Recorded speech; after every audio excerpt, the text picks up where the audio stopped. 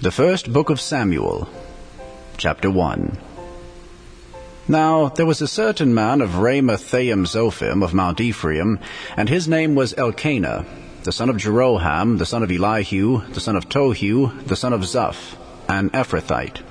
And he had 2 wives. The name of the one was Hannah, and the name of the other Peninnah. And Peninnah had children, but Hannah had no children. And this man went up out of his city yearly to worship and to sacrifice unto the Lord of hosts in Shiloh. And the 2 sons of Eli, Hophni and Phinehas, the priests of the Lord, were there. And when the time was that Elkanah offered, he gave to Peninnah his wife and to all her sons and her daughters portions. But unto Hannah he gave a worthy portion, for he loved Hannah, but the Lord had shut up her womb. And her adversary also provoked her sore, for to make her fret, because the Lord had shut up her womb. And as he did so year by year, when she went up to the house of the Lord, so she provoked her. Therefore she wept and did not eat. Then said Elkanah her husband to her, Hannah, why weepest thou? And why eatest thou not? And why is thy heart grieved? Am not I better to thee than 10 sons? So Hannah rose up after they had eaten in Shiloh, and after they had drunk. Now Eli the priest sat upon a seat by a post of the temple of the Lord. And she was in bitterness of soul, and prayed unto the Lord, and wept sore. And she vowed a vow, and said, O Lord of hosts, if thou wilt indeed look on the affliction of thine handmaid, and remember me, and forget not thine handmaid, but will give unto thine handmaid a man-child, then I will give him unto the Lord all the days of his life, and there shall no razor come upon his head. And it came to pass, as she continued praying before the Lord, that Eli marked her mouth. Now Hannah, she spake in her heart, only her lips moved, but her voice was not heard. Therefore Eli thought she had been drunken.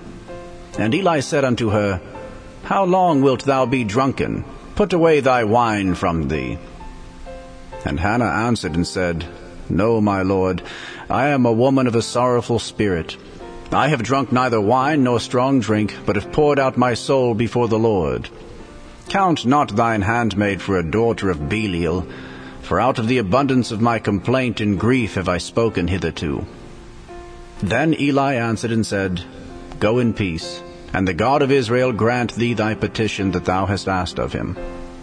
And she said, Let thine handmaid find grace in thy sight. So the woman went her way, and did eat, and her countenance was no more sad. And they rose up in the morning early, and worshipped before the Lord, and returned and came to their house to Ramah. And Elkanah knew Hannah his wife, and the Lord remembered her. Wherefore it came to pass, when the time was come about after Hannah had conceived, that she bare a son, and called his name Samuel, saying, Because I have asked him of the Lord. And the man Elkanah and all his house went up to offer unto the Lord the yearly sacrifice, and his vow. But Hannah went not up, for she said unto her husband, I will not go up until the child be weaned, and then I will bring him, that he may appear before the Lord, and there abide forever. And Elkanah her husband said unto her, Do what seemeth thee good. Tarry until thou have weaned him. Only the Lord establish his word.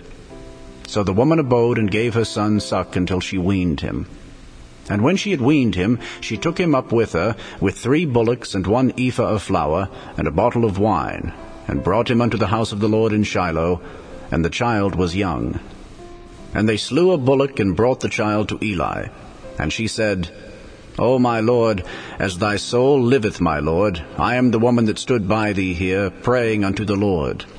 For this child I prayed, and the Lord hath given me my petition which I asked of him. Therefore also I have lent him to the Lord. As long as he liveth he shall be lent to the Lord. And he worshipped the Lord there. The first book of Samuel, chapter 2. And Hannah prayed and said, My heart rejoiceth in the Lord. Mine horn is exalted in the Lord. My mouth is enlarged over mine enemies, because I rejoice in thy salvation. There is none holy as the Lord, for there is none beside thee. neither is there any rock like our God. Talk no more so exceeding proudly. Let not arrogancy come out of your mouth. For the Lord is a God of knowledge, and by him actions are weighed. The bows of the mighty men are broken, and they that stumbled are girded with strength. They that were full have hired out themselves for bread, and they that were hungry ceased. So that the barren hath borne 7, and she that hath many children is waxed feeble. The Lord killeth and maketh alive. He bringeth down to the grave, and bringeth up. The Lord maketh poor, and maketh rich. He bringeth low, and lifteth up. He raiseth up the poor out of the dust, and lifteth up the beggar from the dunghill, to set them among princes, and to make them inherit the throne of glory. For the pillars of the earth are the Lord's, and he hath set the world upon them. He will keep the feet of his saints, and the wicked shall be silent in darkness, for by strength shall no man prevail. The adversaries of the Lord shall be broken to pieces. Out of heaven shall he thunder upon them. The Lord shall judge the ends of the earth, and he shall give strength unto his king, and exalt the horn of his anointed. And Elkanah went to Ramah to his house. And the child did minister unto the Lord before Eli the priest. Now the sons of Eli were sons of Belial. They knew not the Lord. And the priest's custom with the people was that when any man offered sacrifice, the priest's servant came, while the flesh was in seething, with a flesh hook of 3 teeth in his hand. And he struck it into the pan, or kettle, or cauldron, or pot. All that the flesh hook brought up, the priest took for himself. So they did in Shiloh, unto all the Israelites that came thither. Also, before they burnt the fat, the priest's servant came and said to the man that sacrificed, Give flesh to roast for the priest, for he will not have sodden flesh of thee, but raw. And if any man said unto him, Let them not fail to burn the fat presently, and then take as much as thy soul desireth, then he would answer him, Nay, but thou shalt give it me now, and if not, I will take it by force. Wherefore the sin of the young men was very great before the Lord, for men abhorred the offering of the Lord. But Samuel ministered before the Lord, being a child, girded with a linen ephod. Moreover, his mother made him a little coat, and brought it to him from year to year, when she came up with her husband, to offer the yearly sacrifice. And Eli blessed Elkanah and his wife, and said, The Lord give thee seed of this woman for the loan which is lent to the Lord. And they went unto their own home. And the Lord visited Hannah, so that she conceived, and bare 3 sons and 2 daughters. And the child Samuel grew before the Lord. Now Eli was very old, and heard all that his sons did unto all Israel, and how they lay with the women that assembled at the door of the tabernacle of the congregation. And he said unto them, Why do ye such things? For I hear of your evil dealings by all this people. Nay, my sons, for it is no good report that I hear. Ye make the Lord's people to transgress. If one man sin against another, the judge shall judge him. But if a man sin against the Lord, who shall entreat for him? Notwithstanding they hearkened not unto the voice of their father, because the Lord would slay them. And the child Samuel grew on, and was in favor both with the Lord, and also with men. And there came a man of God unto Eli, and said unto him, Thus saith the Lord, Did I plainly appear unto the house of thy father, when they were in Egypt in Pharaoh's house? And did I choose him out of all the tribes of Israel to be my priest, to offer upon mine altar, to burn incense, to wear an ephod before me? And did I give unto the house of thy father all the offerings made by fire of the children of Israel? Wherefore kick ye at my sacrifice, and at mine offering which I have commanded in my habitation, and honourest thy sons above me, to make yourselves fat with the chiefest of all the offerings of Israel my people? Wherefore the Lord God of Israel saith, I said indeed that thy house and the house of thy father should walk before me forever. But now the Lord saith, Be it far from me. For them that honour me will I honour, and they that despise me shall be lightly esteemed. Behold, the days come that I will cut off thine arm, and the arm of thy father's house, that there shall not be an old man in thine house. And thou shalt see an enemy in my habitation, in all the wealth which God shall give Israel. And there shall not be an old man in thine house forever. And the man of thine, whom I shall not cut off from mine altar, shall be to consume thine eyes, and to grieve thine heart. And all the increase of thine house shall die in the flower of their age. And this shall be a sign unto thee, that shall come upon thy 2 sons, on Hophni and Phinehas. In one day they shall die, both of them. And I will raise me up a faithful priest, that shall do according to that which is in mine heart and in my mind. And I will build him a sure house, and he shall walk before mine anointed forever. And it shall come to pass, that every one that is left in thine house shall come and crouch to him for a piece of silver and a morsel of bread, and shall say, Put me, I pray thee, into one of the priest's offices, that I may eat a piece of bread. The first book of Samuel, chapter 3. And the child Samuel ministered unto the Lord before Eli. And the word of the Lord was precious in those days. There was no open vision. And it came to pass at that time, when Eli was laid down in his place, and his eyes began to wax dim, that he could not see. And ere the lamp of God went out in the temple of the Lord, where the ark of God was, and Samuel was laid down to sleep, that the Lord called Samuel. And he answered, Here am I. And he ran unto Eli and said, Here am I, for thou calledst me. And he said, I called not, lie down again. And he went and lay down. And the Lord called yet again Samuel. And Samuel arose and went to Eli and said, Here am I, for thou didst call me. And he answered, I called not, my son, lie down again. Now Samuel did not yet know the Lord, neither was the word of the Lord yet revealed unto him. And the Lord called Samuel again the 3rd time. And he arose and went to Eli and said, Here am I, for thou didst call me. And Eli perceived that the Lord had called the child. Therefore Eli said unto Samuel, Go lie down, and it shall be, if he call thee, that thou shalt say, Speak, Lord, for thy servant heareth. So Samuel went and lay down in his place. And the Lord came and stood, and called, as at other times, Samuel, Samuel. Then Samuel answered, Speak, for thy servant heareth. And the Lord said to Samuel, Behold, I will do a thing in Israel, at which both the ears of every one that heareth it shall tingle. In that day I will perform against Eli all things which I have spoken concerning his house. When I begin, I will also make an end. For I have told him that I will judge his house forever for the iniquity which he knoweth, because his sons made themselves vile, and he restrained them not. And therefore I have sworn unto the house of Eli, that the iniquity of Eli's house shall not be purged with sacrifice nor offering forever. And Samuel lay until the morning, and opened the doors of the house of the Lord. And Samuel feared to show Eli the vision. Then Eli called Samuel, and said, Samuel, my son. And he answered, Here am I. And he said, What is the thing that the Lord hath said unto thee? I pray thee, hide it not from me. God do so to thee, and more also, if thou hide anything from me of all the things that he said unto thee. And Samuel told him every whit, and hid nothing from him. And he said, It is the Lord. Let him do what seemeth him good. And Samuel grew, and the Lord was with him, and did let none of his words fall to the ground.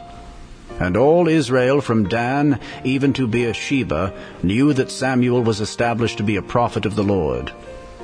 And the Lord appeared again in Shiloh, for the Lord revealed himself to Samuel in Shiloh by the word of the Lord. The first book of Samuel, chapter 4. And the word of Samuel came to all Israel. Now Israel went out against the Philistines to battle, and pitched beside Ebenezer, and the Philistines pitched in Aphek. And the Philistines put themselves in array against Israel, and when they joined battle, Israel was smitten before the Philistines. And they slew of the army in the field about 4,000 men. And when the people were come into the camp, the elders of Israel said, Wherefore hath the Lord smitten us today before the Philistines? Let us fetch the ark of the covenant of the Lord out of Shiloh unto us, that, when it cometh among us, it may save us out of the hand of our enemies. So the people sent to Shiloh, that they might bring from thence the ark of the covenant of the Lord of hosts, which dwelleth between the cherubims. And the two sons of Eli, Hophni and Phinehas, were there with the ark of the covenant of God. And when the ark of the covenant of the Lord came into the camp, all Israel shouted with a great shout, so that the earth rang again. And when the Philistines heard the noise of the shout, they said, What meaneth the noise of this great shout in the camp of the Hebrews? And they understood that the ark of the Lord was come into the camp. And the Philistines were afraid, for they said, God is come into the camp. And they said, Woe unto us, for there hath not been such a thing heretofore. Woe unto us! Who shall deliver us out of the hand of these mighty gods? These are the gods that smote the Egyptians with all the plagues in the wilderness. Be strong and quit yourselves like men, O ye Philistines, that ye be not servants unto the Hebrews, as they have been to you. Quit yourselves like men, and fight. And the Philistines fought, and Israel was smitten, and they fled every man into his tent. And there was a very great slaughter, for there fell of Israel 30,000 footmen. And the ark of God was taken, and the two sons of Eli, Hophni and Phinehas, were slain. And there ran a man of Benjamin out of the army, and came to Shiloh the same day with his clothes rent, and with earth upon his head. And when he came, lo, Eli sat upon a seat by the wayside watching, for his heart trembled for the ark of God.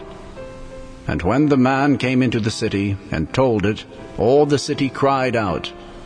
And when Eli heard the noise of the crying, he said, What meaneth the noise of this tumult? And the man came in hastily and told Eli. Now Eli was 98 years old, and his eyes were dim, that he could not see.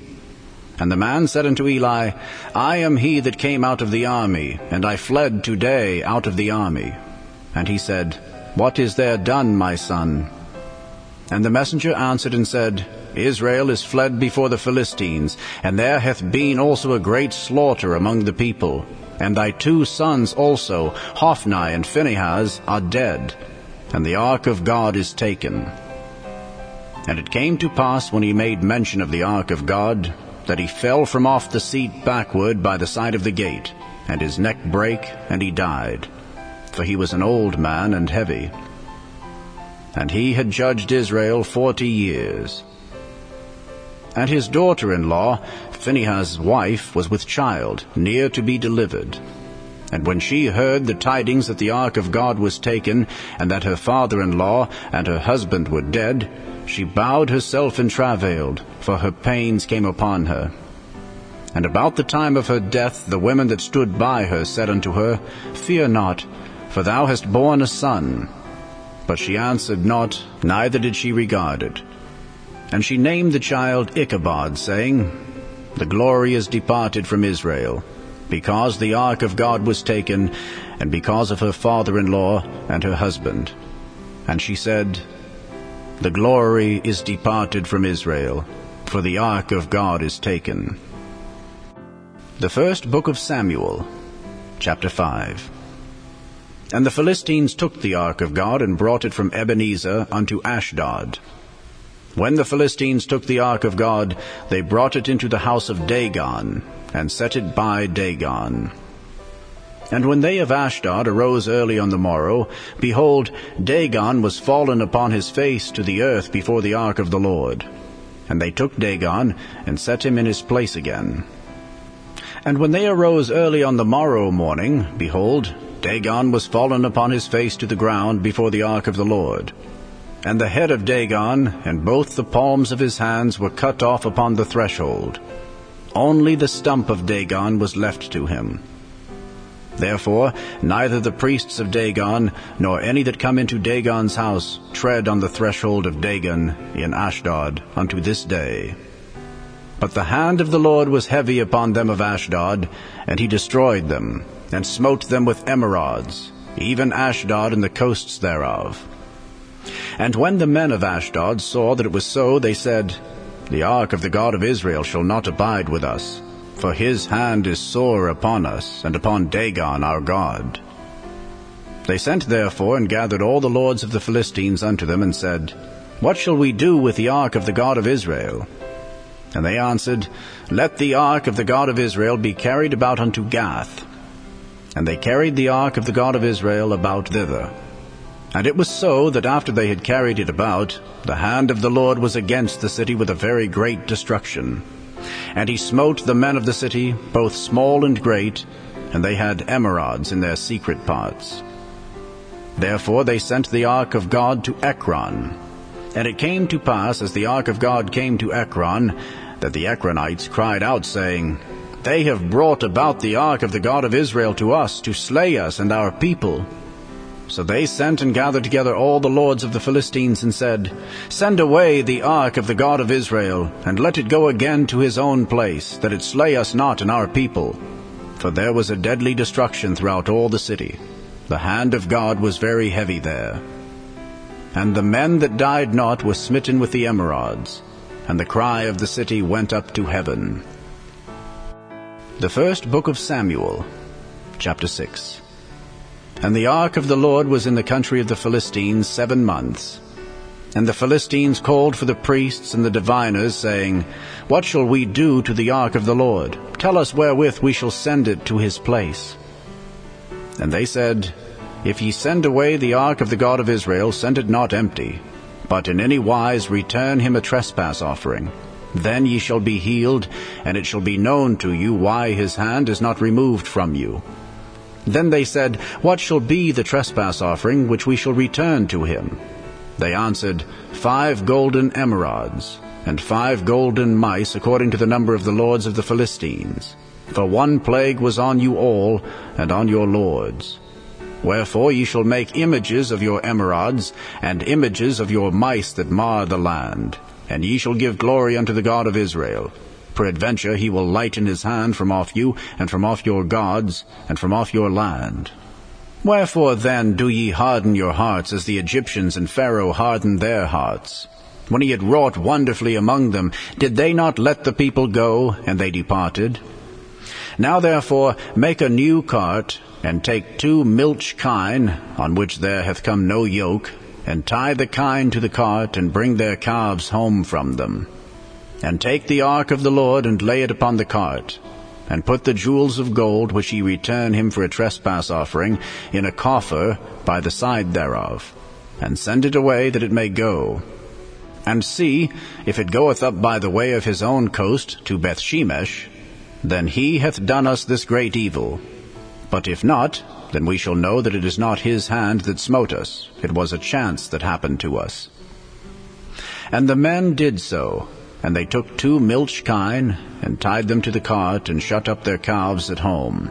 And they laid the ark of the Lord upon the cart, and the coffer with the mice of gold, and the images of their emerods. And the kine took the straight way to the way of Bethshemesh, and went along the highway, lowing as they went, and turned not aside to the right hand or to the left. And the lords of the Philistines went after them unto the border of Bethshemesh. And they of Bethshemesh were reaping their wheat harvest in the valley. And they lifted up their eyes, and saw the ark, and rejoiced to see it. And the cart came into the field of Joshua, a Bethshemite, and stood there, where there was a great stone.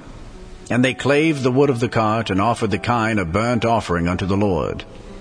And the Levites took down the ark of the Lord, and the coffer that was with it, wherein the jewels of gold were, and put them on the great stone.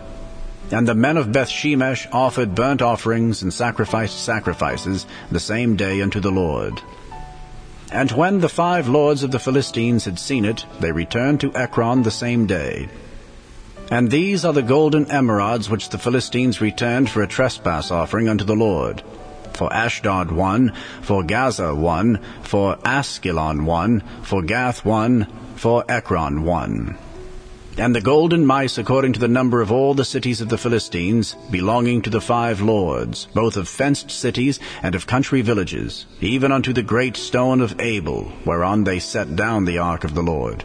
which stone remaineth unto this day in the field of Joshua the Bethshemite. And he smote the men of Bethshemesh, because they had looked into the ark of the Lord.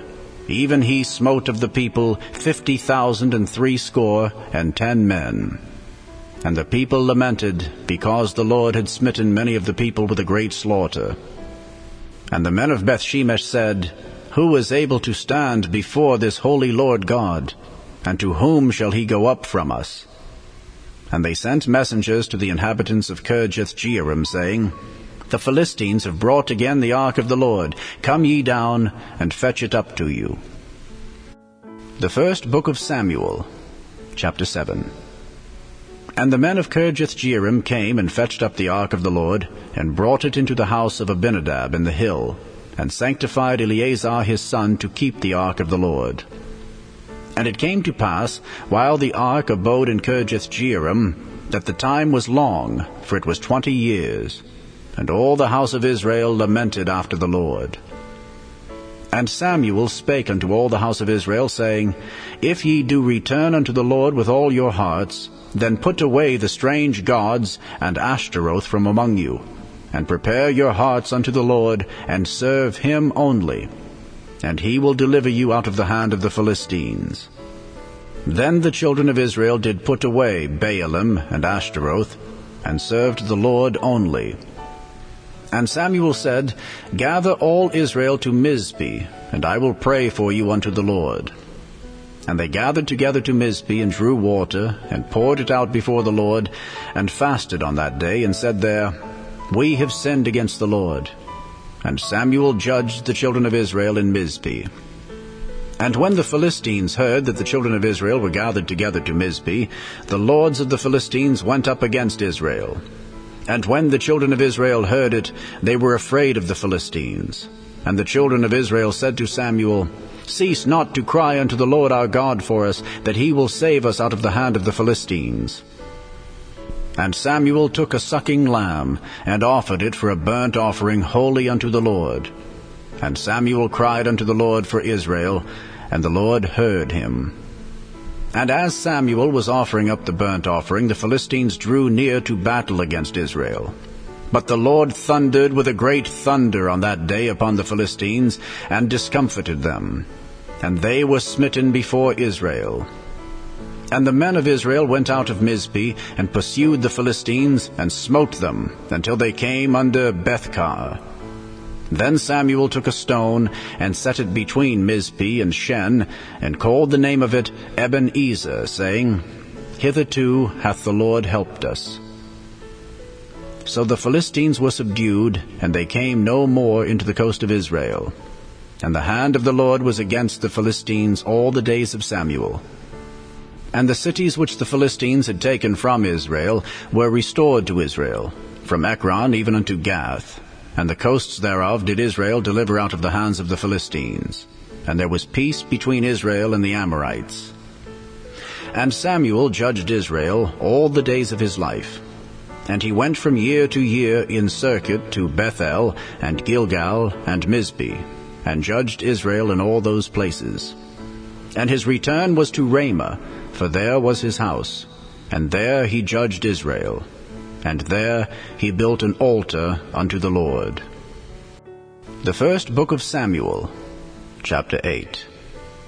And it came to pass, when Samuel was old, that he made his sons judges over Israel. Now the name of his firstborn was Joel, and the name of his second Abiah. They were judges in Beersheba. And his sons walked not in his ways, but turned aside after lucre, and took bribes, and perverted judgment. Then all the elders of Israel gathered themselves together, and came to Samuel unto Ramah, and said unto him, Behold, thou art old, and thy sons walk not in thy ways. Now make us a king to judge us, like all the nations. But the thing displeased Samuel, when they said, Give us a king to judge us. And Samuel prayed unto the Lord. And the Lord said unto Samuel, Hearken unto the voice of the people in all that they say unto thee. For they have not rejected thee, but they have rejected me, that I should not reign over them. according to all the works which they have done since the day that I brought them up out of Egypt, even unto this day, wherewith they have forsaken me, and served other gods, so do they also unto thee. Now therefore hearken unto their voice, howbeit yet protest solemnly unto them, and show them the manner of the king that shall reign over them. And Samuel told all the words of the Lord unto the people that asked of him a king. And he said, This will be the manner of the king that shall reign over you. He will take your sons and appoint them for himself, for his chariots, and to be his horsemen, and some shall run before his chariots. And he will appoint him captains over thousands and captains over 50s, and will set them to ear his ground, and to reap his harvest, and to make his instruments of war, and instruments of his chariots. And he will take your daughters to be confectionaries, and to be cooks, and to be bakers. And he will take your fields, and your vineyards, and your oliveyards, even the best of them, and give them to his servants. And he will take the 10th of your seed, and of your vineyards, and give to his officers, and to his servants. And he will take your men servants, and your maid servants, and your goodliest young men, and your asses, and put them to his work. He will take the 10th of your sheep, and ye shall be his servants. And ye shall cry out in that day because of your king which he shall have chosen you, and the Lord will not hear you in that day. Nevertheless the people refused to obey the voice of Samuel, and they said, Nay, but we will have a king over us, that we also may be like all the nations, and that our king may judge us, and go out before us, and fight our battles. And Samuel heard all the words of the people, and he rehearsed them in the ears of the Lord. And the Lord said to Samuel, Hearken unto their voice, and make them a king. And Samuel said unto the men of Israel, Go ye every man unto his city. The first book of Samuel, chapter 9. Now there was a man of Benjamin, whose name was Kish, the son of Abiel, the son of Zeror, the son of Bechorath, the son of Aphiah, a Benjamite, a mighty man of power. And he had a son whose name was Saul, a choice young man, and a goodly, and there was not among the children of Israel a goodlier person than he. From his shoulders and upward he was higher than any of the people. And the asses of Kish, Saul's father, were lost. And Kish said to Saul his son, Take now one of the servants with thee, and arise, go seek the asses. And he passed through Mount Ephraim, and passed through the land of Shalisha, but they found them not. Then they passed through the land of Shalem, and there they were not. And he passed through the land of the Benjamites, but they found them not. And when they were come to the land of Zuph, Saul said to his servant that was with him, Come, and let us return, lest my father leave caring for the asses, and take thought for us. But he said unto him, Behold now, there is in this city a man of God, and he is an honorable man. All that he saith cometh surely to pass. Now let us go thither, peradventure he can show us our way that we should go. Then said Saul to his servant, But behold, if we go, what shall we bring the man? For the bread is spent in our vessels, and there is not a present to bring to the man of God. What have we? And the servant answered Saul again, and said, Behold, I have here at hand the 4th part of a shekel of silver. That will I give to the man of God, to tell us our way. Before time in Israel, when a man went to inquire of God, thus he spake, Come, and let us go to the seer. For he that is now called a prophet was before time called a seer. Then said Saul to his servant, Well said, come, let us go. So they went unto the city where the man of God was. And as they went up the hill to the city, they found young maidens going out to draw water, and said unto them, Is the seer here? And they answered them and said, He is. Behold, he is before you. Make haste now, for he came today to the city. For there is a sacrifice of the people today in the high place. As soon as ye be come into the city, ye shall straightway find him, before he go up to the high place to eat. For the people will not eat until he come, because he doth bless the sacrifice. And afterwards they eat that be bidden. Now therefore get you up, for about this time ye shall find him. And they went up into the city. And when they were come into the city, behold, Samuel came out against them for to go up to the high place. Now the Lord had told Samuel in his ear a day before Saul came, saying, Tomorrow about this time I will send thee a man out of the land of Benjamin, and thou shalt anoint him to be captain over my people Israel, that he may save my people out of the hand of the Philistines. For I have looked upon my people, because their cry is come unto me. And when Samuel saw Saul, the Lord said unto him, Behold the man whom I spake to thee of. This same shall reign over my people. Then Saul drew near to Samuel in the gate, and said, Tell me, I pray thee, where the seer's house is. And Samuel answered Saul, and said, I am the seer. Go up before me unto the high place, for ye shall eat with me today, and tomorrow I will let thee go, and will tell thee all that is in thine heart. And as for thine asses that were lost 3 days ago, set not thy mind on them, for they are found.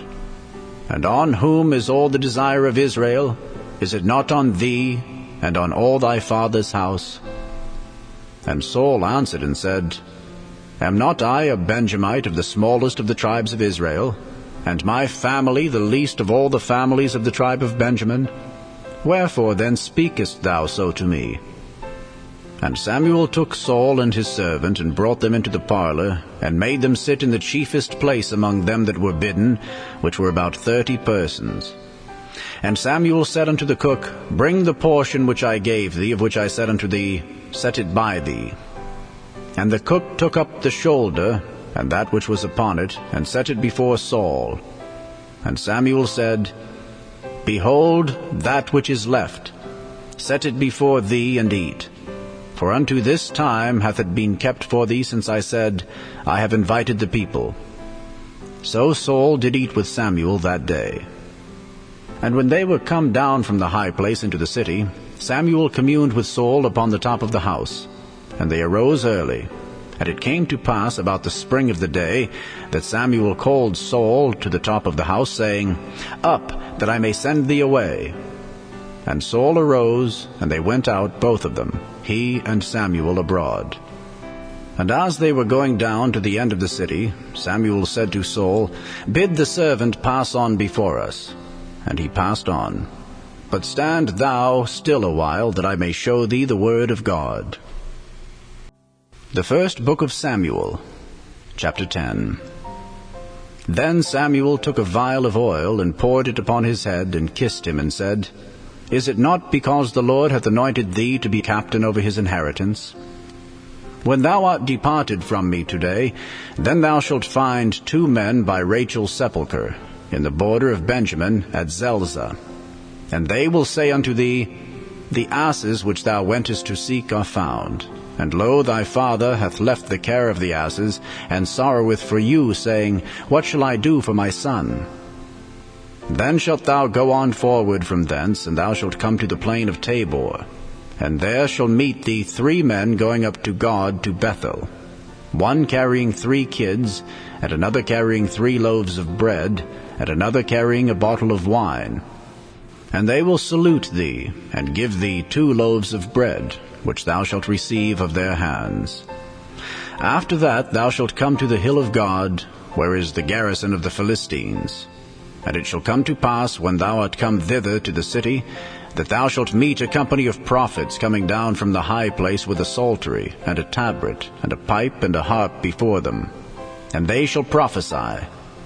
And the Spirit of the Lord will come upon thee, and thou shalt prophesy with them, and shalt be turned into another man. And let it be, when these signs are come unto thee, that thou do as occasion serve thee, for God is with thee.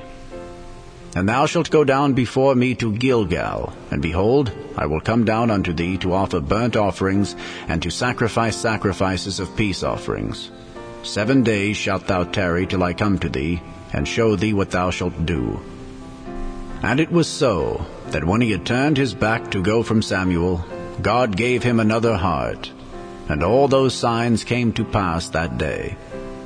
And when they came thither to the hill, behold, a company of prophets met him, and the Spirit of God came upon him, and he prophesied among them. And it came to pass, when all that knew him beforetime saw that, behold, he prophesied among the prophets, then the people said one to another, What is this that is come unto the son of Kish? Is Saul also among the prophets? And one of the same place answered and said, But who is their father? Therefore it became a proverb, Is Saul also among the prophets? And when he had made an end of prophesying, he came to the high place. And Saul's uncle said unto him and to his servant, Whither went ye? And he said, To seek the asses. And when we saw that they were nowhere, we came to Samuel. And Saul's uncle said, Tell me, I pray thee, what Samuel said unto you. And Saul said unto his uncle, He told us plainly that the asses were found. But of the matter of the kingdom whereof Samuel spake, he told him not. And Samuel called the people together unto the Lord to Mizpeh, and said unto the children of Israel, Thus saith the Lord God of Israel, I brought up Israel out of Egypt, and delivered you out of the hand of the Egyptians, and out of the hand of all kingdoms, and of them that oppressed you. And ye have this day rejected your God, who himself saved you out of all your adversities and your tribulations. And ye have said unto him, Nay, but set a king over us.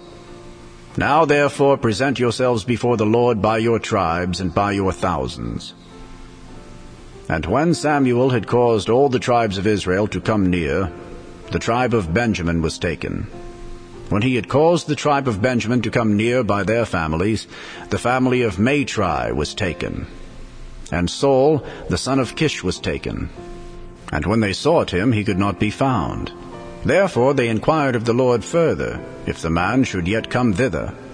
And the Lord answered, Behold, he hath hid himself among the stuff. And they ran and fetched him thence. And when he stood among the people, he was higher than any of the people from his shoulders and upward. And Samuel said to all the people, See ye him whom the Lord hath chosen, that there is none like him among all the people? And all the people shouted and said, God save the king. Then Samuel told the people the manner of the kingdom, and wrote it in a book, and laid it up before the Lord. And Samuel sent all the people away, every man to his house. And Saul also went home to Gibeah. And there went with him a band of men, whose hearts God had touched. But the children of Belial said, How shall this man save us? And they despised him, and brought him no presents. But he held his peace. The first book of Samuel, chapter 11. Then Nahash the Ammonite came up and encamped against Jabesh-Gilead, and all the men of Jabesh said unto Nahash, Make a covenant with us, and we will serve thee. And Nahash the Ammonite answered them, On this condition will I make a covenant with you, that I may thrust out all your right eyes, and lay it for a reproach upon all Israel. And the elders of Jabesh said unto him, Give us 7 days' respite, that we may send messengers unto all the coasts of Israel. And then, if there be no man to save us, we will come out to thee. Then came the messengers to Gibeah of Saul, and told the tidings in the ears of the people. And all the people lifted up their voices and wept. And behold, Saul came after the herd out of the field. And Saul said, What aileth the people that they weep? And they told him the tidings of the men of Jabesh. And the Spirit of God came upon Saul when he heard those tidings, and his anger was kindled greatly. And he took a yoke of oxen, and hewed them in pieces, and sent them throughout all the coasts of Israel by the hands of messengers, saying, Whosoever cometh not forth after Saul and after Samuel, so shall it be done unto his oxen. And the fear of the Lord fell on the people, and they came out with one consent. And when he numbered them in Bezek, the children of Israel were 300,000, and the men of Judah 30,000. And they said unto the messengers that came, Thus shall ye say unto the men of Jabesh-Gilead, Tomorrow, by that time the sun be hot, ye shall have help.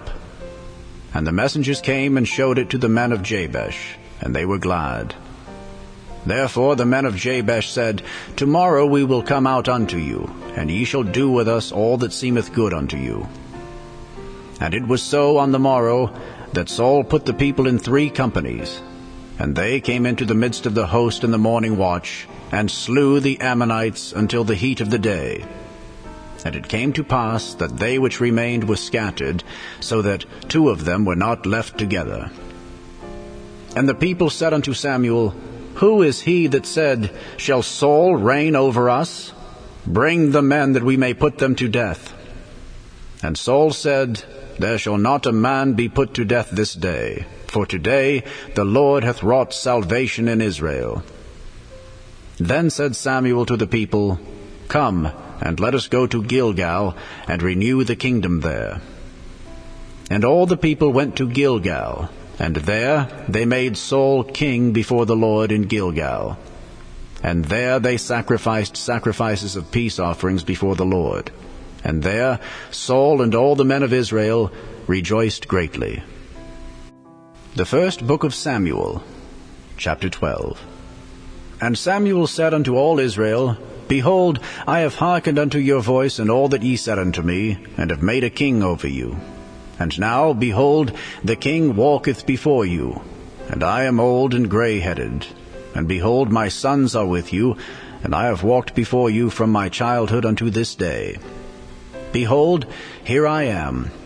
Witness against me before the Lord, and before his anointed. Whose ox have I taken? Or whose ass have I taken? Or whom have I defrauded? Whom have I oppressed? Or of whose hand have I received any bribe to blind mine eyes therewith? And I will restore it you.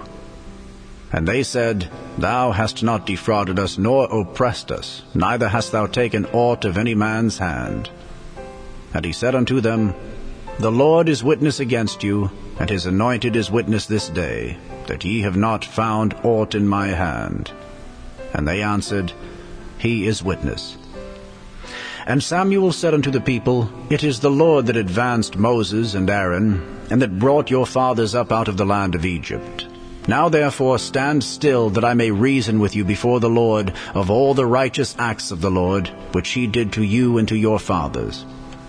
When Jacob was come into Egypt, and your fathers cried unto the Lord, then the Lord sent Moses and Aaron, which brought forth your fathers out of Egypt, and made them dwell in this place.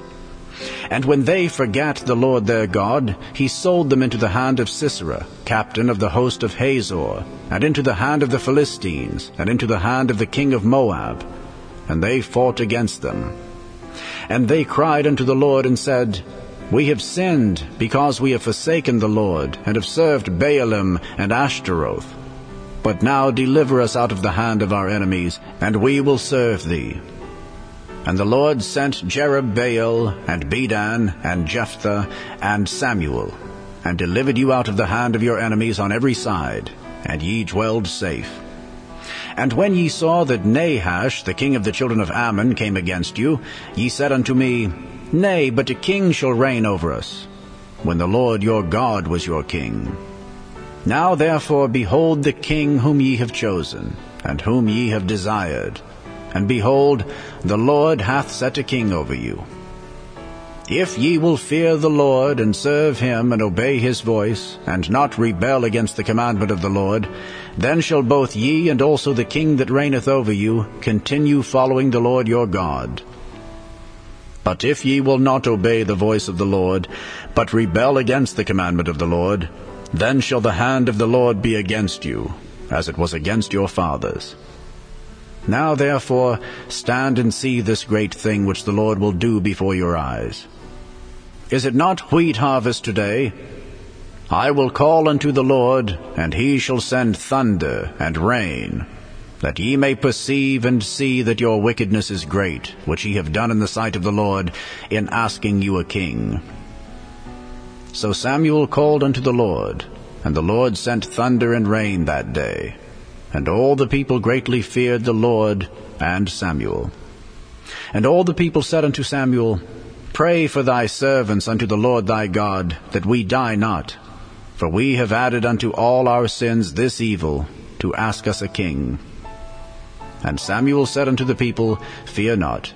Ye have done all this wickedness, yet turn not aside from following the Lord, but serve the Lord with all your heart.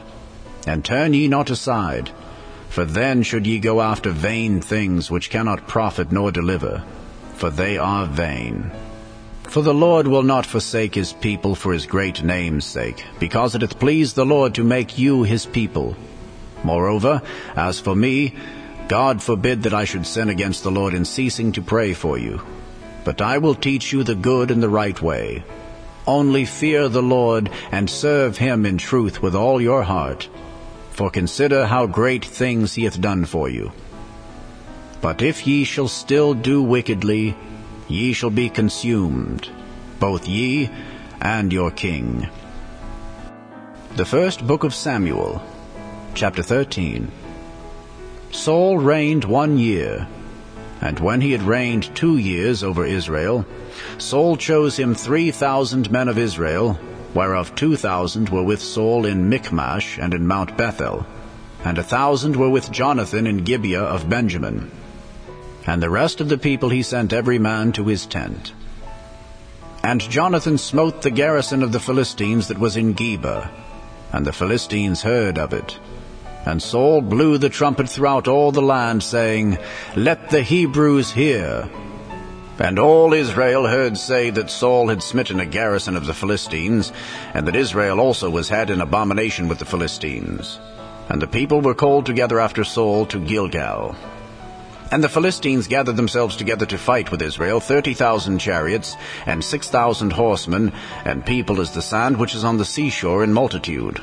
And they came up and pitched in Michmash, eastward from Bethaven. When the men of Israel saw that they were in a strait, for the people were distressed, then the people did hide themselves in caves, and in thickets, and in rocks, and in high places, and in pits. And some of the Hebrews went over Jordan to the land of Gad and Gilead. As for Saul, he was yet in Gilgal, and all the people followed him trembling. And he tarried 7 days according to the set time that Samuel had appointed. But Samuel came not to Gilgal, and the people were scattered from him. And Saul said, Bring hither a burnt offering to me, and peace offerings. And he offered the burnt offering. And it came to pass that as soon as he had made an end of offering the burnt offering, behold, Samuel came. And Saul went out to meet him, that he might salute him. And Samuel said, What hast thou done? And Saul said, Because I saw that the people were scattered from me, and that thou camest not within the days appointed, and that the Philistines gathered themselves together at Michmash, therefore said I, The Philistines will come down now upon me to Gilgal, and I have not made supplication unto the Lord. I forced myself therefore, and offered a burnt offering. And Samuel said to Saul, Thou hast done foolishly. Thou hast not kept the commandment of the Lord thy God which he commanded thee. For now would the Lord have established thy kingdom upon Israel forever. But now thy kingdom shall not continue. The Lord hath sought him a man after his own heart, and the Lord hath commanded him to be captain over his people, because thou hast not kept that which the Lord commanded thee. And Samuel arose and gat him up from Gilgal unto Gibeah of Benjamin. And Saul numbered the people that were present with him, about 600 men. And Saul and Jonathan his son, and the people that were present with them, abode in Gibeah of Benjamin. But the Philistines encamped in Michmash. And the spoilers came out of the camp of the Philistines in 3 companies. 1 company turned unto the way that leadeth to Ophrah, unto the land of Shual, and another company turned the way to Beth-horon, and another company turned to the way of the border that looketh to the valley of Zeboim, toward the wilderness. Now there was no smith found throughout all the land of Israel, for the Philistines said, Lest the Hebrews make them swords or spears. But all the Israelites went down to the Philistines to sharpen every man his share, and his coulter, and his axe, and his mattock. Yet they had a file for the mattocks, and for the coulters, and for the forks, and for the axes, and to sharpen the goads. So it came to pass in the day of battle, that there was neither sword nor spear found in the hand of any of the people that were with Saul and Jonathan. But with Saul and with Jonathan his son was there found. And the garrison of the Philistines went out to the passage of Michmash. The first book of Samuel, chapter 14. Now it came to pass upon a day that Jonathan the son of Saul said unto the young man that bare his armor, Come, and let us go over to the Philistines' garrison that is on the other side. But he told not his father. And Saul tarried in the uttermost part of Gibeah under a pomegranate tree, which is in Migron. And the people that were with him were about 600 men. And Ahiah, the son of Ahitub, Ichabod's brother, the son of Phinehas, the son of Eli, the Lord's priest in Shiloh, wearing an ephod. And the people knew not that Jonathan was gone. And between the passages by which Jonathan sought to go over unto the Philistines' garrison, there was a sharp rock on the one side, and a sharp rock on the other side. And the name of the one was Bozez, and the name of the other Seni. The forefront of the one was situate northward over against Michmash, and the other southward over against Gibeah. And Jonathan said to the young man that bare his armor, Come, and let us go over unto the garrison of these uncircumcised. It may be that the Lord will work for us, for there is no restraint to the Lord to save by many or by few. And his armor-bearer said unto him, Do all that is in thine heart, turn thee. Behold, I am with thee according to thy heart. Then said Jonathan, Behold, we will pass over unto these men, and we will discover ourselves unto them. If they say thus unto us, Tarry until we come to you, then we will stand still in our place, and will not go up unto them. But if they say thus, Come up unto us, then we will go up. For the Lord hath delivered them into our hand, and this shall be a sign unto us. And both of them discovered themselves unto the garrison of the Philistines. And the Philistines said, Behold, the Hebrews come forth out of the holes where they had hid themselves. And the men of the garrison answered Jonathan and his armor-bearer, and said, Come up to us, and we will show you a thing. And Jonathan said unto his armor-bearer, Come up after me, for the Lord hath delivered them into the hand of Israel. And Jonathan climbed up upon his hands and upon his feet, and his armor-bearer after him. And they fell before Jonathan, and his armor-bearer slew after him. And that first slaughter which Jonathan and his armor-bearer made was about 20 men, within, as it were, an half acre of land, which a yoke of oxen might plow. And there was trembling in the host, in the field, and among all the people. The garrison and the spoilers, they also trembled, and the earth quaked. So it was a very great trembling. And the watchmen of Saul and Gibeah of Benjamin looked, and behold, the multitude melted away, and they went on beating down one another. Then said Saul unto the people that were with him, Number now, and see who is gone from us. And when they had numbered, behold, Jonathan and his armor-bearer were not there. And Saul said unto Ahiah, Bring hither the ark of God. For the ark of God was at that time with the children of Israel. And it came to pass, while Saul talked unto the priest, that the noise that was in the host of the Philistines went on and increased. And Saul said unto the priest, Withdraw thine hand. And Saul and all the people that were with him assembled themselves, and they came to the battle. And behold, every man's sword was against his fellow, and there was a very great discomfiture. Moreover, the Hebrews that were with the Philistines before that time, which went up with them into the camp from the country round about, even they also turned to be with the Israelites that were with Saul and Jonathan.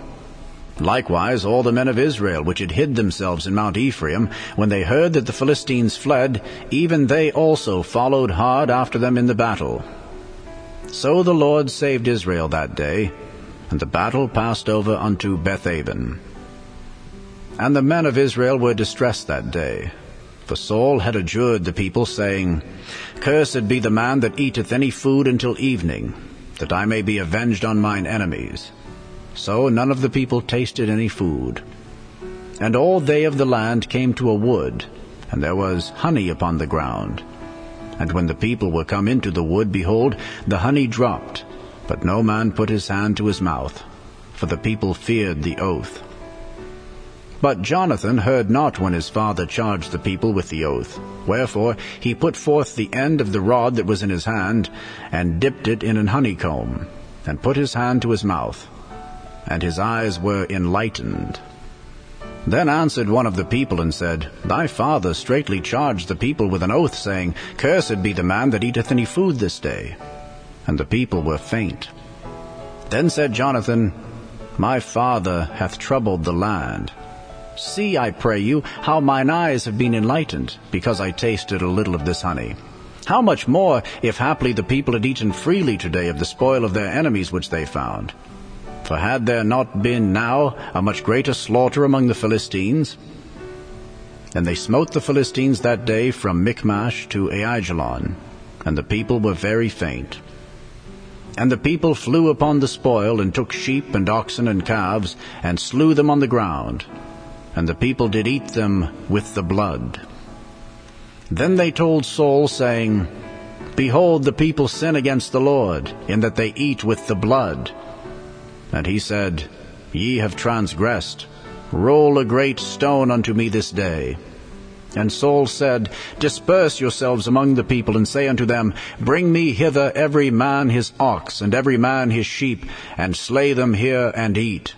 And sin not against the Lord in eating with the blood. And all the people brought every man his ox with him that night, and slew them there. And Saul built an altar unto the Lord. The same was the first altar that he built unto the Lord. And Saul said, Let us go down after the Philistines by night, and spoil them until the morning light, and let us not leave a man of them. And they said, Do whatsoever seemeth good unto thee. Then said the priest, Let us draw near hither unto God. And Saul asked counsel of God, Shall I go down after the Philistines? Wilt thou deliver them into the hand of Israel?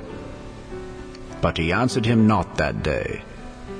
And Saul said, Draw ye near hither, all the chief of the people, and know and see wherein this sin hath been this day. For as the Lord liveth, which saveth Israel, though it be in Jonathan my son, he shall surely die. But there was not a man among all the people that answered him. Then said he unto all Israel, Be ye on one side, and I and Jonathan my son will be on the other side. And the people said unto Saul, Do what seemeth good unto thee. Therefore Saul said unto the Lord God of Israel, Give a perfect lot. And Saul and Jonathan were taken, but the people escaped. And Saul said, Cast lots between me and Jonathan my son. And Jonathan was taken. Then Saul said to Jonathan, Tell me what thou hast done. And Jonathan told him and said, I did but taste a little honey with the end of the rod that was in mine hand, and lo, I must die. And Saul answered, God do so and more also, for thou shalt surely die, Jonathan. And the people said unto Saul, Shall Jonathan die, who hath wrought this great salvation in Israel? God forbid. As the Lord liveth, there shall not one hair of his head fall to the ground, for he hath wrought with God this day. So the people rescued Jonathan, that he died not. Then Saul went up from following the Philistines, and the Philistines went to their own place. So Saul took the kingdom over Israel, and fought against all his enemies on every side, against Moab, and against the children of Ammon, and against Edom, and against the kings of Zobah, and against the Philistines. And whithersoever he turned himself, he vexed them. And he gathered an host, and smote the Amalekites, and delivered Israel out of the hands of them that spoiled them. Now the sons of Saul were Jonathan, and Ishuai, and Melchishua. And the names of his 2 daughters were these, the name of the firstborn Merab, and the name of the younger Michal. And the name of Saul's wife was Ahinoam, the daughter of Ahimaaz, and the name of the captain of his host was Abner, the son of Ner, Saul's uncle. And Kish was the father of Saul, and Ner, the father of Abner, was the son of Abiel. And there was sore war against the Philistines all the days of Saul. And when Saul saw any strong man or any valiant man, he took him unto him. The first book of Samuel, chapter 15. Samuel also said unto Saul, The Lord sent me to anoint thee to be king over his people, over Israel. Now therefore hearken thou unto the voice of the words of the Lord. Thus saith the Lord of hosts, I remember that which Amalek did to Israel, how he laid wait for him in the way when he came up from Egypt. Now go and smite Amalek, and utterly destroy all that they have, and spare them not, but slay both man and woman, infant and suckling, ox and sheep, camel and ass. And Saul gathered the people together, and numbered them in Telaim 200,000 footmen, and 10,000 men of Judah. And Saul came to a city of Amalek, and laid wait in the valley. And Saul said unto the Kenites, Go, depart, get you down from among the Amalekites, lest I destroy you with them. For ye showed kindness to all the children of Israel, when they came up out of Egypt. So the Kenites departed from among the Amalekites. And Saul smote the Amalekites from Havilah until thou comest to Shur, that is, over against Egypt. And he took Agag, the king of the Amalekites, alive, and utterly destroyed all the people with the edge of the sword. But Saul and the people spared Agag, and the best of the sheep and of the oxen, and of the fatlings and the lambs, and all that was good, and would not utterly destroy them. But everything that was vile and refuse, that they destroyed utterly. Then came the word of the Lord unto Samuel, saying, It repenteth me that I have set up Saul to be king, for he is turned back from following me, and hath not performed my commandments. And it grieved Samuel, and he cried unto the Lord all night. And when Samuel rose early to meet Saul in the morning, it was told Samuel, saying, Saul came to Carmel, and behold, he set him up a place, and is gone about, and passed on, and gone down to Gilgal. And Samuel came to Saul. And Saul said unto him, Blessed be thou of the Lord. I have performed the commandment of the Lord. And Samuel said, What meaneth then this bleating of the sheep in mine ears, and the lowing of the oxen which I hear? And Saul said, They have brought them from the Amalekites, for the people spared the best of the sheep and of the oxen to sacrifice unto the Lord thy God, and the rest we have utterly destroyed. Then Samuel said unto Saul, Stay, and I will tell thee what the Lord hath said to me this night. And he said unto him, Say on. And Samuel said, When thou wast little in thine own sight, wast thou not made the head of the tribes of Israel, and the Lord anointed thee king over Israel? And the Lord sent thee on a journey, and said, Go and utterly destroy the sinners, the Amalekites, and fight against them until they be consumed. Wherefore then didst thou not obey the voice of the Lord, but didst fly upon the spoil, and didst evil in the sight of the Lord?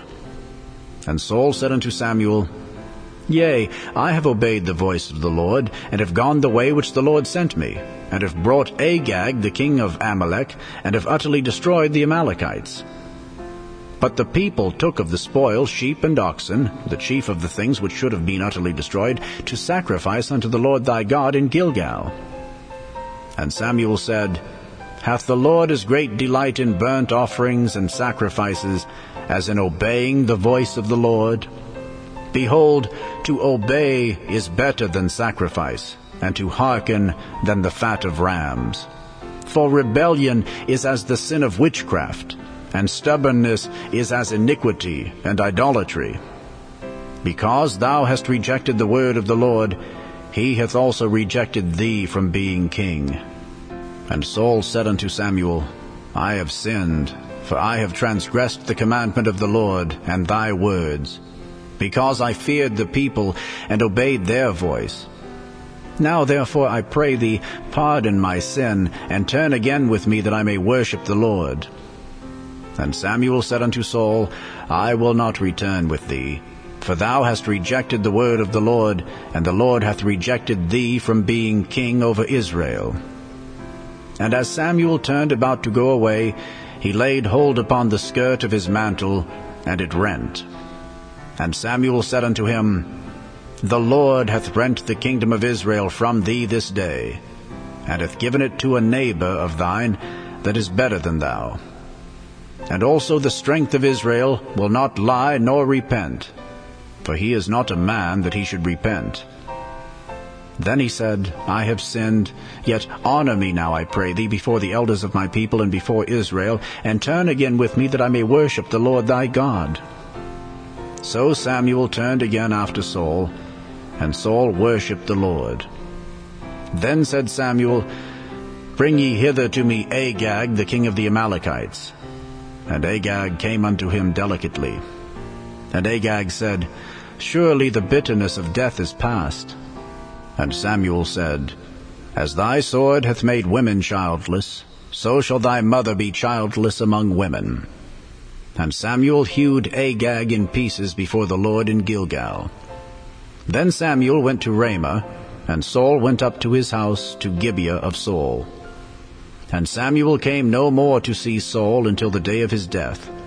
Nevertheless Samuel mourned for Saul, and the Lord repented that he had made Saul king over Israel. The first book of Samuel, chapter 16. And the Lord said unto Samuel, How long wilt thou mourn for Saul, seeing I have rejected him from reigning over Israel? Fill thine horn with oil, and go. I will send thee to Jesse the Bethlehemite, for I have provided me a king among his sons. And Samuel said, How can I go? If Saul hear it, he will kill me. And the Lord said, Take an heifer with thee, and say, I am come to sacrifice to the Lord. And call Jesse to the sacrifice, and I will show thee what thou shalt do. And thou shalt anoint unto me him whom I name unto thee. And Samuel did that which the Lord spake, and came to Bethlehem. And the elders of the town trembled at his coming, and said, Comest thou peaceably? And he said, Peaceably. I am come to sacrifice unto the Lord. Sanctify yourselves, and come with me to the sacrifice. And he sanctified Jesse and his sons, and called them to the sacrifice. And it came to pass, when they were come, that he looked on Eliab, and said, Surely the Lord's anointed is before him. But the Lord said unto Samuel, Look not on his countenance, or on the height of his stature, because I have refused him. For the Lord seeth not as man seeth. For man looketh on the outward appearance, but the Lord looketh on the heart. Then Jesse called Abinadab, and made him pass before Samuel. And he said, Neither hath the Lord chosen this. Then Jesse made Shammah to pass by, and he said, Neither hath the Lord chosen this. Again Jesse made 7 of his sons to pass before Samuel. And Samuel said unto Jesse, The Lord hath not chosen these. And Samuel said unto Jesse, Are here all thy children? And he said, There remaineth yet the youngest, and behold, he keepeth the sheep. And Samuel said unto Jesse, Send and fetch him, for we will not sit down till he come hither. And he sent and brought him in. Now he was ruddy, and withal of a beautiful countenance, and goodly to look to. And the Lord said, Arise, anoint him, for this is he. Then Samuel took the horn of oil, and anointed him in the midst of his brethren. And the Spirit of the Lord came upon David from that day forward. So Samuel rose up and went to Ramah. But the Spirit of the Lord departed from Saul, and an evil spirit from the Lord troubled him. And Saul's servants said unto him, Behold, now an evil spirit from God troubleth thee. Let our Lord now command thy servants which are before thee to seek out a man who is a cunning player on an harp. And it shall come to pass, when the evil spirit from God is upon thee, that he shall play with his hand, and thou shalt be well. And Saul said unto his servants, Provide me now a man that can play well, and bring him to me. Then answered one of the servants, and said, Behold, I have seen a son of Jesse the Bethlehemite, that is cunning in playing, and a mighty valiant man, and a man of war, and prudent in matters, and a comely person, and the Lord is with him. Wherefore Saul sent messengers unto Jesse, and said, Send me David thy son, which is with the sheep. And Jesse took an ass laden with bread, and a bottle of wine, and a kid, and sent them by David his son unto Saul. And David came to Saul, and stood before him. And he loved him greatly, and he became his armor-bearer. And Saul sent to Jesse, saying, Let David, I pray thee, stand before me, for he hath found favor in my sight. And it came to pass, when the evil spirit from God was upon Saul, that David took an harp and played with his hand. So Saul was refreshed, and was well, and the evil spirit departed from him.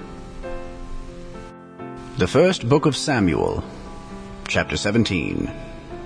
Now the Philistines gathered together their armies to battle, and were gathered together at Shoco, which belongeth to Judah, and pitched between Shoco and Azekah in Ephes-dammim.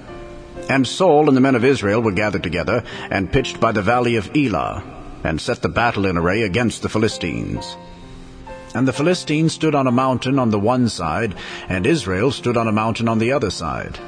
And there was a valley between them.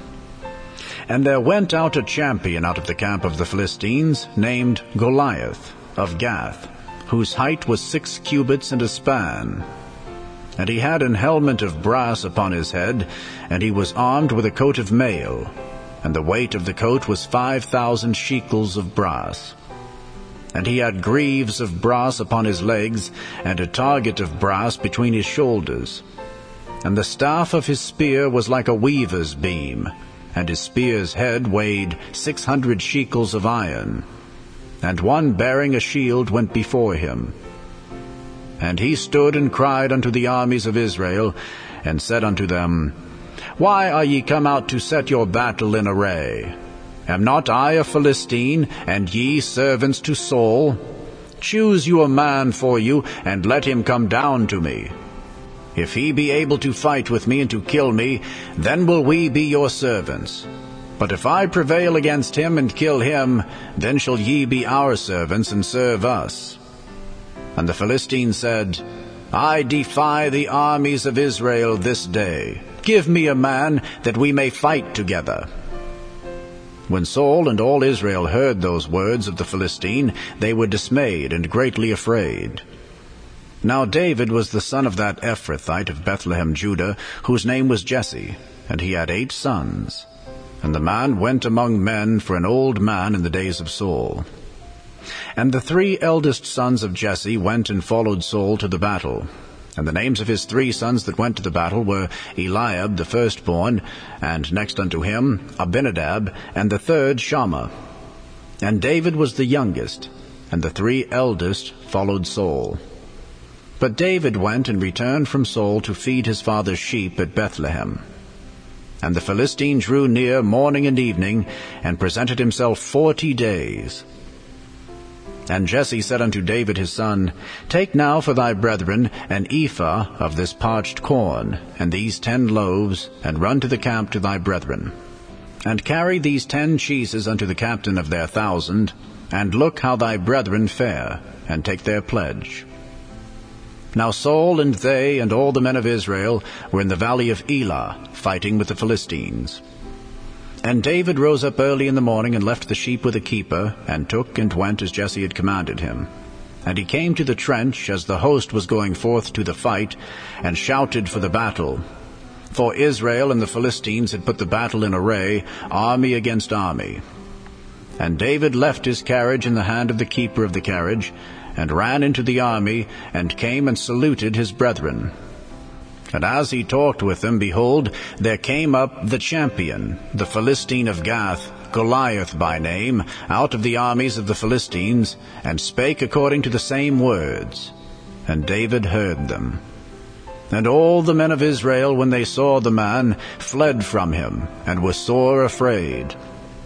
And the men of Israel said, Have ye seen this man that is come up? Surely to defy Israel is he come up. And it shall be that the man who killeth him, the king will enrich him with great riches, and will give him his daughter, and will make his father's house free in Israel. And David spake to the men that stood by him, saying, What shall be done to the man that killeth this Philistine, and taketh away the reproach from Israel? For who is this uncircumcised Philistine, that he should defy the armies of the living God? And the people answered him after this manner, saying, So shall it be done to the man that killeth him. And Eliab his eldest brother heard when he spake unto the men. And Eliab's anger was kindled against David, and he said, Why camest thou down hither? And with whom hast thou left those few sheep in the wilderness? I know thy pride and the naughtiness of thine heart, for thou art come down that thou mightest see the battle. And David said, What have I now done? Is there not a cause? And he turned from him toward another, and spake after the same manner. And the people answered him again after the former manner. And when the words were heard which David spake, they rehearsed them before Saul. And he sent for him.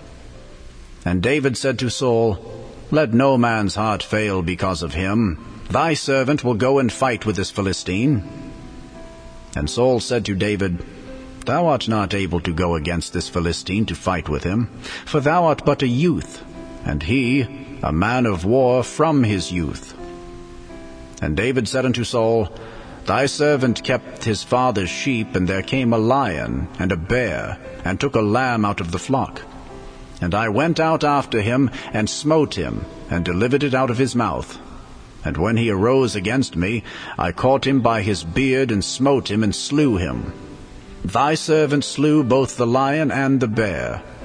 And this uncircumcised Philistine shall be as one of them, seeing he hath defied the armies of the living God. David said, moreover, The Lord that delivered me out of the paw of the lion, and out of the paw of the bear, he will deliver me out of the hand of this Philistine. And Saul said unto David, Go, and the Lord be with thee. And Saul armed David with his armor, and he put an helmet of brass upon his head. Also he armed him with a coat of mail. And David girded his sword upon his armor, and he essayed to go, for he had not proved it. And David said unto Saul, I cannot go with these, for I have not proved them. And David put them off him. And he took his staff in his hand, and chose him 5 smooth stones out of the brook, and put them in a shepherd's bag which he had, even in a scrip. And his sling was in his hand, and he drew near to the Philistine. And the Philistine came on and drew near unto David, and the man that bare the shield went before him. And when the Philistine looked about and saw David, he disdained him, for he was but a youth, and ruddy, and of a fair countenance. And the Philistine said unto David, Am I a dog, that thou comest to me with staves? And the Philistine cursed David by his gods. And the Philistine said to David, Come to me, and I will give thy flesh unto the fowls of the air, and to the beasts of the field. Then said David to the Philistine, Thou comest to me with a sword, and with a spear, and with a shield. But I come to thee in the name of the Lord of hosts, the God of the armies of Israel, whom thou hast defied. This day will the Lord deliver thee into mine hand, and I will smite thee, and take thine head from thee. And I will give the carcasses of the host of the Philistines this day unto the fowls of the air, and to the wild beasts of the earth, that all the earth may know that there is a God in Israel. And all this assembly shall know that the Lord saveth not with sword and spear, for the battle is the Lord's, and he will give you into our hands. And it came to pass, when the Philistine arose and came and drew nigh to meet David, that David hasted and ran toward the army to meet the Philistine. And David put his hand in his bag, and took thence a stone, and slang it, and smote the Philistine in his forehead, that the stone sunk into his forehead, and he fell upon his face to the earth.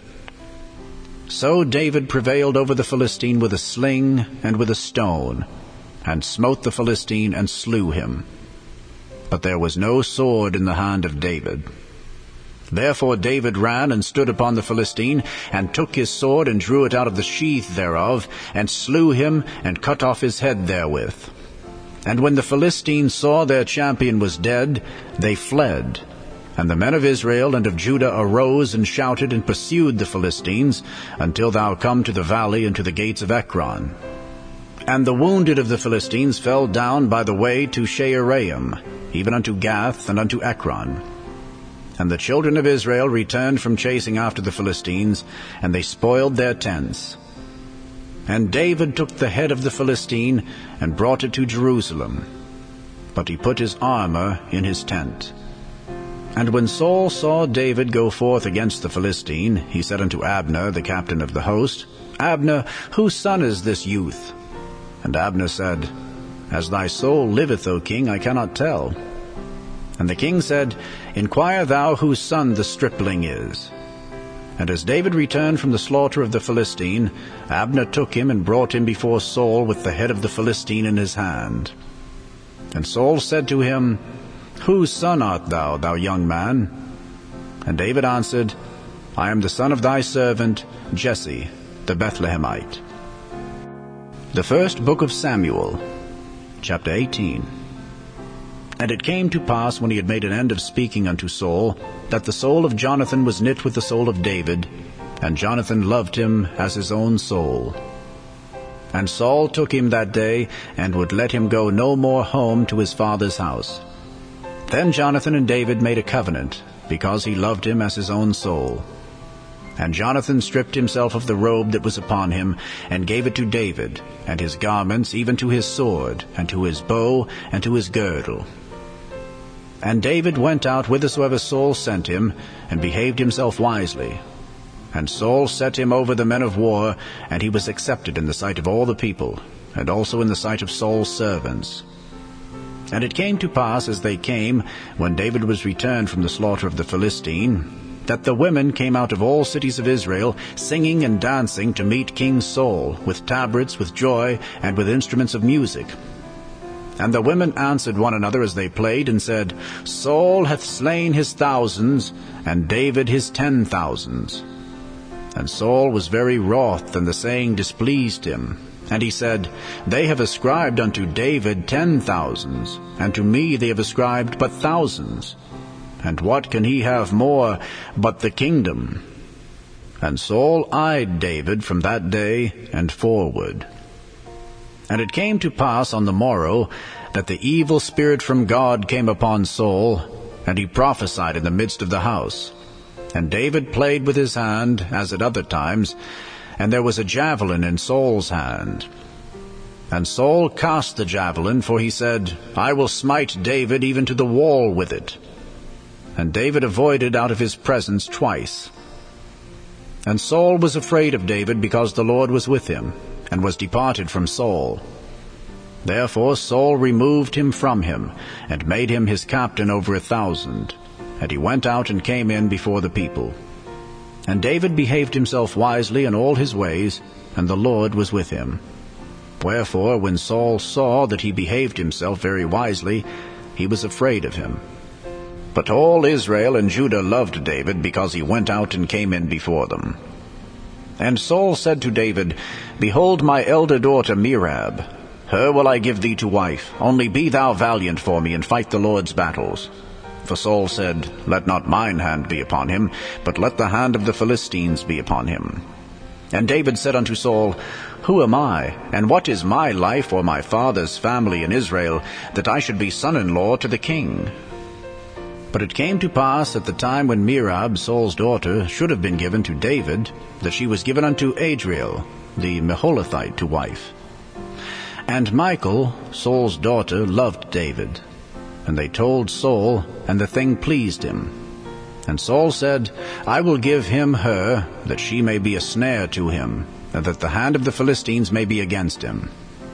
Wherefore Saul said to David, Thou shalt this day be my son-in-law in the one of the twain. And Saul commanded his servants, saying, Commune with David secretly, and say, Behold, the king hath delight in thee, and all his servants love thee. Now therefore be the king's son-in-law. And Saul's servants spake those words in the ears of David. And David said, Seemeth it to you a light thing to be a king's son-in-law, seeing that I am a poor man, and lightly esteemed?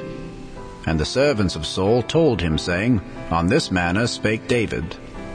And Saul said, Thus shall ye say to David, The king desireth not any dowry, but 100 foreskins of the Philistines, to be avenged of the king's enemies. But Saul thought to make David fall by the hand of the Philistines. And when his servants told David these words, it pleased David well to be the king's son-in-law, and the days were not expired. Wherefore David arose and went, he and his men, and slew of the Philistines 200 men. And David brought their foreskins, and they gave them in full tale to the king, that he might be the king's son-in-law. And Saul gave him Michal his daughter to wife. And Saul saw and knew that the Lord was with David, and that Michal, Saul's daughter, loved him. And Saul was yet the more afraid of David, and Saul became David's enemy continually. Then the princes of the Philistines went forth. And it came to pass, after they went forth, that David behaved himself more wisely than all the servants of Saul, so that his name was much set by. The first book of Samuel, chapter 19. And Saul spake to Jonathan his son and to all his servants, that they should kill David. But Jonathan, Saul's son, delighted much in David. And Jonathan told David, saying, Saul my father seeketh to kill thee. Now therefore I pray thee, take heed to thyself until the morning, and abide in a secret place, and hide thyself. And I will go out and stand beside my father in the field where thou art, and I will commune with my father of thee. And what I see, that I will tell thee. And Jonathan spake good of David unto Saul his father, and said unto him, Let not the king sin against his servant, against David, because he hath not sinned against thee, and because his works have been to thee ward very good. For he did put his life in his hand, and slew the Philistine, and the Lord wrought a great salvation for all Israel. Thou sawest it, and didst rejoice. Wherefore then wilt thou sin against innocent blood, to slay David without a cause? And Saul hearkened unto the voice of Jonathan. And Saul sware, As the Lord liveth, he shall not be slain. And Jonathan called David, and Jonathan showed him all those things. And Jonathan brought David to Saul, and he was in his presence, as in times past. And there was war again, and David went out and fought with the Philistines, and slew them with a great slaughter, and they fled from him. And the evil spirit from the Lord was upon Saul, as he sat in his house with his javelin in his hand, and David played with his hand. And Saul sought to smite David even to the wall with the javelin. But he slipped away out of Saul's presence, and he smote the javelin into the wall. And David fled, and escaped that night. Saul also sent messengers unto David's house to watch him, and to slay him in the morning. And Michal, David's wife, told him, saying, If thou save not thy life tonight, tomorrow thou shalt be slain. So Michal let David down through a window, and he went and fled and escaped. And Michal took an image and laid it in the bed, and put a pillow of goat's hair for his bolster, and covered it with a cloth. And when Saul sent messengers to take David, she said, He is sick. And Saul sent the messengers again to see David, saying, Bring him up to me in the bed, that I may slay him. And when the messengers were come in, behold, there was an image in the bed, with a pillow of goat's hair for his bolster. And Saul said unto Michal, Why hast thou deceived me so, and sent away mine enemy, that he is escaped? And Michal answered Saul, He said unto me, Let me go. Why should I kill thee? So David fled and escaped, and came to Samuel to Ramah, and told him all that Saul had done to him. And he and Samuel went and dwelt in Naioth. And it was told Saul, saying, Behold, David is at Naioth in Ramah. And Saul sent messengers to take David. And when they saw the company of the prophets prophesying, and Samuel standing as appointed over them, the Spirit of God was upon the messengers of Saul, and they also prophesied. And when it was told Saul, he sent other messengers, and they prophesied likewise. And Saul sent messengers again the third time, and they prophesied also. Then went he also to Ramah, and came to a great well that is in Secu.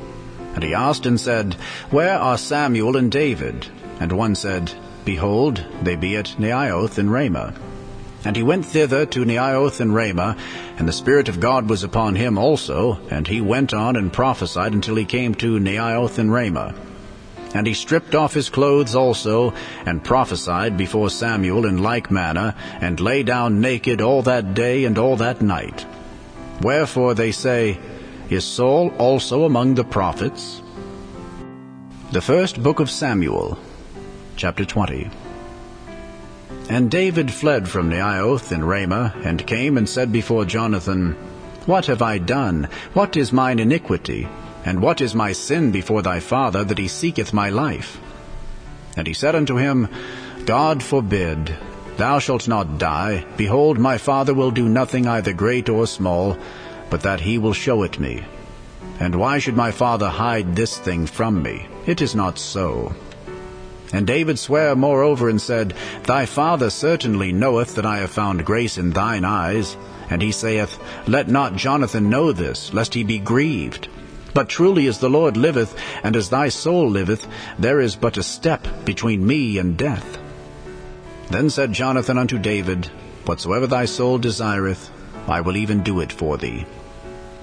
And David said unto Jonathan, Behold, tomorrow is the new moon, and I should not fail to sit with the king at meat. But let me go, that I may hide myself in the field unto the 3rd day at even. If thy father at all miss me, then say, David earnestly asked leave of me that he might run to Bethlehem his city, for there is a yearly sacrifice there for all the family. If he say thus, it is well, thy servant shall have peace. But if he be very wroth, then be sure that evil is determined by him. Therefore thou shalt deal kindly with thy servant, for thou hast brought thy servant into a covenant of the Lord with thee. Notwithstanding, if there be in me iniquity, slay me thyself, for why shouldest thou bring me to thy father? And Jonathan said, Far be it from thee, for if I knew certainly that evil were determined by my father to come upon thee, then would not I tell it thee? Then said David to Jonathan, Who shall tell me? Or what if thy father answer thee roughly? And Jonathan said unto David, Come, and let us go out into the field. And they went out both of them into the field.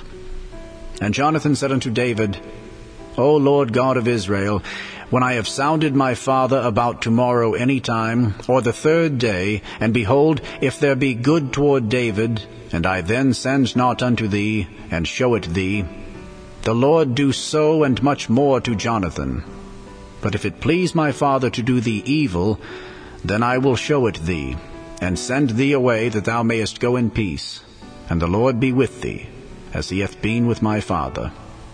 And thou shalt not only while yet I live show me the kindness of the Lord, that I die not, but also thou shalt not cut off thy kindness from my house forever. No, not when the Lord hath cut off the enemies of David, every one from the face of the earth. So Jonathan made a covenant with the house of David, saying, Let the Lord even require it at the hand of David's enemies. And Jonathan caused David to swear again, because he loved him, for he loved him as he loved his own soul. Then Jonathan said to David, Tomorrow is the new moon, and thou shalt be missed, because thy seat will be empty. And when thou hast stayed 3 days, then thou shalt go down quickly, and come to the place where thou didst hide thyself when the business was in hand, and shalt remain by the stone Ezel. And I will shoot 3 arrows on the side thereof, as though I shot at a mark. And behold, I will send a lad, saying, Go find out the arrows. If I expressly say unto the lad, Behold, the arrows are on this side of thee, take them, then come thou, for there is peace to thee and no hurt, as the Lord liveth. But if I say thus unto the young man, Behold, the arrows are beyond thee, go thy way, for the Lord hath sent thee away. And as touching the matter which thou and I have spoken of, behold, the Lord be between me and thee forever. So David hid himself in the field, and when the new moon was come, the king sat him down to eat meat. And the king sat upon his seat, as at other times, even upon a seat by the wall. And Jonathan arose, and Abner sat by Saul's side, and David's place was empty. Nevertheless Saul spake not anything that day, for he thought, Something hath befallen him, he is not clean, surely he is not clean. And it came to pass on the morrow, which was the 2nd day of the month, that David's place was empty.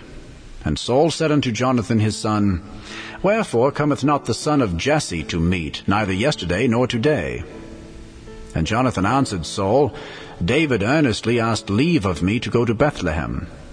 And he said, Let me go, I pray thee, for our family hath a sacrifice in the city, and my brother, he hath commanded me to be there. And now, if I have found favor in thine eyes, let me get away, I pray thee, and see my brethren. Therefore he cometh not unto the king's table. Then Saul's anger was kindled against Jonathan, and he said unto him, Thou son of the perverse, rebellious woman, do not I know that thou hast chosen the son of Jesse to thine own confusion, and unto the confusion of thy mother's nakedness? For as long as the son of Jesse liveth upon the ground, thou shalt not be established, nor thy kingdom. Wherefore now send and fetch him unto me, for he shall surely die. And Jonathan answered Saul his father, and said unto him, Wherefore shall he be slain? What hath he done? And Saul cast a javelin at him to smite him, whereby Jonathan knew that it was determined of his father to slay David. So Jonathan arose from the table in fierce anger, and did eat no meat the 2nd day of the month, for he was grieved for David, because his father had done him shame. And it came to pass in the morning that Jonathan went out into the field at the time appointed with David, and a little lad with him. And he said unto his lad, Run, find out now the arrows which I shoot. And as the lad ran, he shot an arrow beyond him. And when the lad was come to the place of the arrow which Jonathan had shot, Jonathan cried after the lad, and said, Is not the arrow beyond thee? And Jonathan cried after the lad, Make speed, haste, stay not. And Jonathan's lad gathered up the arrows, and came to his master. But the lad knew not anything, only Jonathan and David knew the matter. And Jonathan gave his artillery unto his lad, and said unto him, Go, carry them to the city. And as soon as the lad was gone, David arose out of a place toward the south, and fell on his face to the ground, and bowed himself 3 times. And they kissed one another, and wept one with another, until David exceeded. And Jonathan said to David, Go in peace, forasmuch as we have sworn both of us in the name of the Lord, saying, The Lord be between me and thee, and between my seed and thy seed forever. And he arose and departed, and Jonathan went into the city. The first book of Samuel, chapter 21. Then came David to Nob, to Ahimelech the priest. And Ahimelech was afraid at the meeting of David, and said unto him, Why art thou alone, and no man with thee? And David said unto Ahimelech the priest, The king hath commanded me a business, and hath said unto me, Let no man know anything of the business whereabout I send thee, and what I have commanded thee. And I have appointed my servants to such and such a place. Now therefore, what is under thine hand? Give me 5 loaves of bread in mine hand, or what there is present. And the priest answered David and said, There is no common bread under mine hand, but there is hallowed bread, if the young men have kept themselves at least from women. And David answered the priest and said unto him, Of a truth women have been kept from us about these 3 days since I came out, and the vessels of the young men are holy, and the bread is in a manner common, yea, though it was sanctified this day in the vessel. So the priest gave him hallowed bread, for there was no bread there but the showbread, that was taken from before the Lord, to put hot bread in, the day when it was taken away. Now a certain man of the servants of Saul was there that day, detained before the Lord, and his name was Doeg, an Edomite, the chiefest of the herdmen that belonged to Saul. And David said unto Ahimelech, And is there not here under thine hand spear or sword? For I have neither brought my sword nor my weapons with me, because the king's business required haste. And the priest said, The sword of Goliath the Philistine, whom thou slewest in the valley of Elah, behold, it is here, wrapped in a cloth behind the ephod. If thou wilt take that, take it, for there is no other save that here. And David said, There is none like that, give it me. And David arose and fled that day for fear of Saul, and went to Achish the king of Gath. And the servants of Achish said unto him, Is not this David the king of the land? Did they not sing one to another of him in dances, saying, Saul hath slain his 1,000s, and David his 10,000s? And David laid up these words in his heart, and was sore afraid of Achish the king of Gath. And he changed his behavior before them, and feigned himself mad in their hands, and scrabbled on the doors of the gate, and let his spittle fall down upon his beard. Then said Achish unto his servants, Lo, ye see the man is mad, wherefore then have ye brought him to me? Have I need of mad men, that ye have brought this fellow to play the madman in my presence? Shall this fellow come into my house? The first book of Samuel, chapter 22. David therefore departed thence, and escaped to the cave Adullam. And when his brethren and all his father's house heard it, they went down thither to him. And every one that was in distress, and every one that was in debt, and every one that was discontented, gathered themselves unto him, and he became a captain over them. And there were with him about 400 men. And David went thence to Mizpeh of Moab, and he said unto the king of Moab, Let my father and my mother, I pray thee, come forth and be with you, till I know what God will do for me. And he brought them before the king of Moab, and they dwelt with him all the while that David was in the hold. And the prophet Gad said unto David, Abide not in the hold, depart and get thee into the land of Judah. Then David departed and came into the forest of Hareth. When Saul heard that David was discovered, and the men that were with him, now Saul abode in Gibeah under a tree in Ramah, having his spear in his hand, and all his servants were standing about him. Then Saul said unto his servants that stood about him, Hear now, ye Benjamites, will the son of Jesse give every one of you fields and vineyards, and make you all captains of thousands and captains of hundreds, that all of you have conspired against me, and there is none that showeth me that my son hath made a league with the son of Jesse?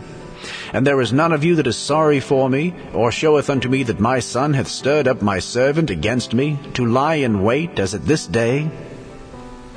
Then answered Doeg the Edomite, which was set over the servants of Saul, and said, I saw the son of Jesse coming to Nob, to Ahimelech, the son of Ahitub. And he inquired of the Lord for him, and gave him victuals, and gave him the sword of Goliath the Philistine. Then the king sent to call Ahimelech the priest, the son of Ahitub, and all his father's house, the priests that were in Nob. And they came, all of them, to the king. And Saul said, Hear now, thou son of Ahitub. And he answered, Here I am, my lord. And Saul said unto him, Why have ye conspired against me, thou and the son of Jesse, in that thou hast given him bread and a sword, and hast inquired of God for him, that he should rise against me to lie in wait, as at this day? Then Ahimelech answered the king, and said, And who is so faithful among all thy servants as David, which is the king's son-in-law, and goeth at thy bidding, and is honorable in thine house? Did I then begin to inquire of God for him? Be it far from me. Let not the king impute anything unto his servant, nor to all the house of my father. For thy servant knew nothing of all this, less or more. And the king said, Thou shalt surely die, Ahimelech, thou and all thy father's house. And the king said unto the footmen that stood about him, Turn and slay the priests of the Lord, because their hand also is with David, and because they knew when he fled, and did not show it to me. But the servants of the king would not put forth their hand to fall upon the priests of the Lord. And the king said to Doeg, Turn thou and fall upon the priests. And Doeg the Edomite turned, and he fell upon the priests, and slew on that day 75 persons that did wear a linen ephod. And Nob, the city of the priests, smote he with the edge of the sword, both men and women, children and sucklings, and oxen and asses and sheep, with the edge of the sword. And one of the sons of Ahimelech, the son of Ahitub, named Abiathar, escaped and fled after David. And Abiathar showed David that Saul had slain the Lord's priests.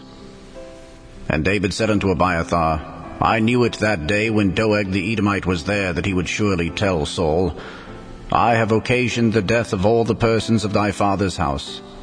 Abide thou with me, fear not, for he that seeketh my life seeketh thy life. But with me thou shalt be in safeguard. The first book of Samuel, chapter 23. Then they told David, saying, Behold, the Philistines fight against Keilah, and they robbed the threshing floors. Therefore David inquired of the Lord, saying, Shall I go and smite these Philistines? And the Lord said unto David, Go and smite the Philistines, and save Keilah.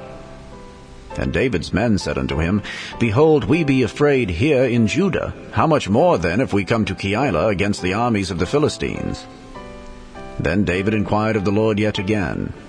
And the Lord answered him and said, Arise, go down to Keilah, for I will deliver the Philistines into thine hand. So David and his men went to Keilah, and fought with the Philistines, and brought away their cattle, and smote them with a great slaughter. So David saved the inhabitants of Keilah. And it came to pass, when Abiathar the son of Ahimelech fled to David to Keilah, that he came down with an ephod in his hand. And it was told Saul that David was come to Keilah. And Saul said, God hath delivered him into mine hand, for he is shut in by entering into a town that hath gates and bars. And Saul called all the people together to war, to go down to Keilah to besiege David and his men. And David knew that Saul secretly practiced mischief against him, and he said to Abiathar the priest, Bring hither the ephod. Then said David, O Lord God of Israel, thy servant hath certainly heard that Saul seeketh to come to Keilah to destroy the city for my sake. Will the men of Keilah deliver me up into his hand? Will Saul come down as thy servant hath heard? O Lord God of Israel, I beseech thee, tell thy servant. And the Lord said, He will come down. Then said David, Will the men of Keilah deliver me and my men into the hand of Saul? And the Lord said, They will deliver thee up. Then David and his men, which were about 600, arose and departed out of Keilah, and went whithersoever they could go. And it was told Saul that David was escaped from Keilah, and he forbare to go forth. And David abode in the wilderness in strongholds, and remained in a mountain in the wilderness of Ziph. And Saul sought him every day, but God delivered him not into his hand. And David saw that Saul was come out to seek his life, and David was in the wilderness of Ziph in a wood. And Jonathan, Saul's son, arose and went to David into the wood, and strengthened his hand in God. And he said unto him, Fear not, for the hand of Saul my father shall not find thee. And thou shalt be king over Israel, and I shall be next unto thee. And that also Saul my father knoweth. And they two made a covenant before the Lord. And David abode in the wood, and Jonathan went to his house. Then came up the Ziphites to Saul to Gibeah, saying, Doth not David hide himself with us in strongholds in the wood, in the hill of Hachilah, which is on the south of Jeshimon? Now therefore, O king, come down according to all the desire of thy soul to come down, and our part shall be to deliver him into the king's hand. Then Saul said, Blessed be ye of the Lord, for ye have compassion on me. Go, I pray you, prepare yet, and know and see his place where his haunt is, and who hath seen him there. For it is told me that he dealeth very subtly. See therefore, and take knowledge of all the lurking places where he hideth himself. And come ye again to me with a certainty, and I will go with you. And it shall come to pass, if he be in the land, that I will search him out throughout all the thousands of Judah. And they arose and went to Ziph before Saul. But David and his men were in the wilderness of Maon, in the plain on the south of Jeshimon. Saul also and his men went to seek him, and they told David. Wherefore he came down into a rock, and abode in the wilderness of Maon. And when Saul heard that, he pursued after David in the wilderness of Maon. And Saul went on this side of the mountain, and David and his men on that side of the mountain. And David made haste to get away for fear of Saul. For Saul and his men compassed David and his men round about to take them. But there came a messenger unto Saul, saying, Haste thee, and come, for the Philistines have invaded the land. Wherefore Saul returned from pursuing after David, and went against the Philistines. Therefore they called that place Selah Hamalikoth. And David went up from thence, and dwelt in strongholds at En-gedi. The first book of Samuel, chapter 24. And it came to pass, when Saul was returned from following the Philistines, that it was told him, saying, Behold, David is in the wilderness of En-gedi. Then Saul took 3,000 chosen men out of all Israel, and went to seek David and his men upon the rocks of the wild goats. And he came to the sheepcotes by the way, where was a cave. And Saul went in to cover his feet, and David and his men remained in the sides of the cave. And the men of David said unto him, Behold, the day of which the Lord said unto thee, Behold, I will deliver thine enemy into thine hand, that thou mayest do to him as it shall seem good unto thee. Then David arose and cut off the skirt of Saul's robe privily. And it came to pass afterward that David's heart smote him, because he had cut off Saul's skirt. And he said unto his men, The Lord forbid that I should do this thing unto my master, the Lord's anointed, to stretch forth mine hand against him, seeing he is the anointed of the Lord. So David stayed his servants with these words, and suffered them not to rise against Saul. But Saul rose up out of the cave, and went on his way. David also arose afterward, and went out of the cave, and cried after Saul, saying, My lord the king. And when Saul looked behind him, David stooped with his face to the earth, and bowed himself. And David said to Saul, Wherefore hearest thou men's words, saying, Behold, David seeketh thy hurt? Behold, this day thine eyes have seen how that the Lord hath delivered thee today into mine hand in the cave. And some bade me kill thee. But mine eye spared thee, and I said, I will not put forth mine hand against my Lord, for he is the Lord's anointed. Moreover, my father, see the skirt of thy robe in my hand. For in that I cut off the skirt of thy robe, and killed thee not, know thou, and see that there is neither evil nor transgression in mine hand. And I have not sinned against thee. Yet thou huntest my soul to take it. The Lord judge between me and thee, and the Lord avenge me of thee. But mine hand shall not be upon thee. As saith the proverb of the ancients, Wickedness proceedeth from the wicked, but mine hand shall not be upon thee. After whom is the king of Israel come out? After whom dost thou pursue? After a dead dog, after a flea. The Lord therefore be judge, and judge between me and thee, and see, and plead my cause, and deliver me out of thine hand. And it came to pass, when David had made an end of speaking these words unto Saul, that Saul said, Is this thy voice, my son David? And Saul lifted up his voice and wept. And he said to David, Thou art more righteous than I, for thou hast rewarded me good, whereas I have rewarded thee evil. And thou hast showed this day how that thou hast dealt well with me. Forasmuch as when the Lord had delivered me into thine hand, thou killedst me not.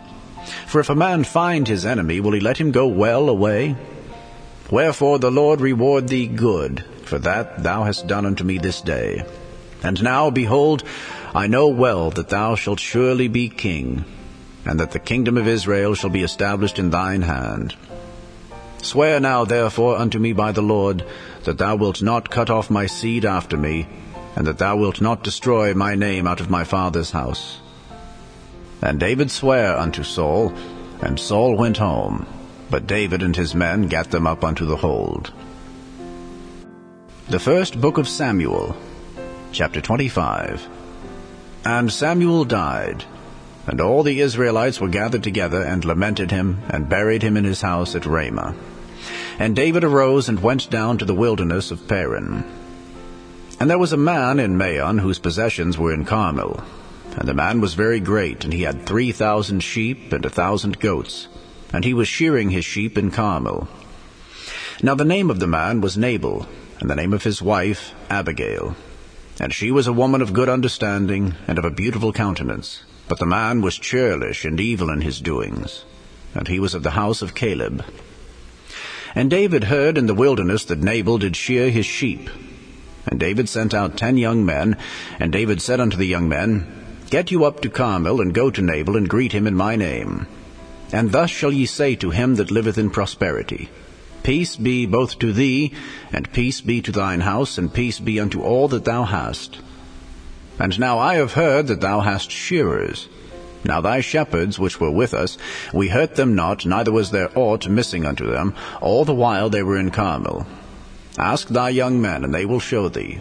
Wherefore let the young men find favor in thine eyes. For we come in a good day. Give, I pray thee, whatsoever cometh to thine hand unto thy servants, and to thy son David. And when David's young men came, they spake to Nabal according to all those words in the name of David, and ceased. And Nabal answered David's servants, and said, Who is David, and who is the son of Jesse? There be many servants nowadays that break away every man from his master. Shall I then take my bread and my water, and my flesh that I have killed from my shearers, and give it unto men whom I know not whence they be? So David's young men turned their way, and went again, and came and told him all those sayings.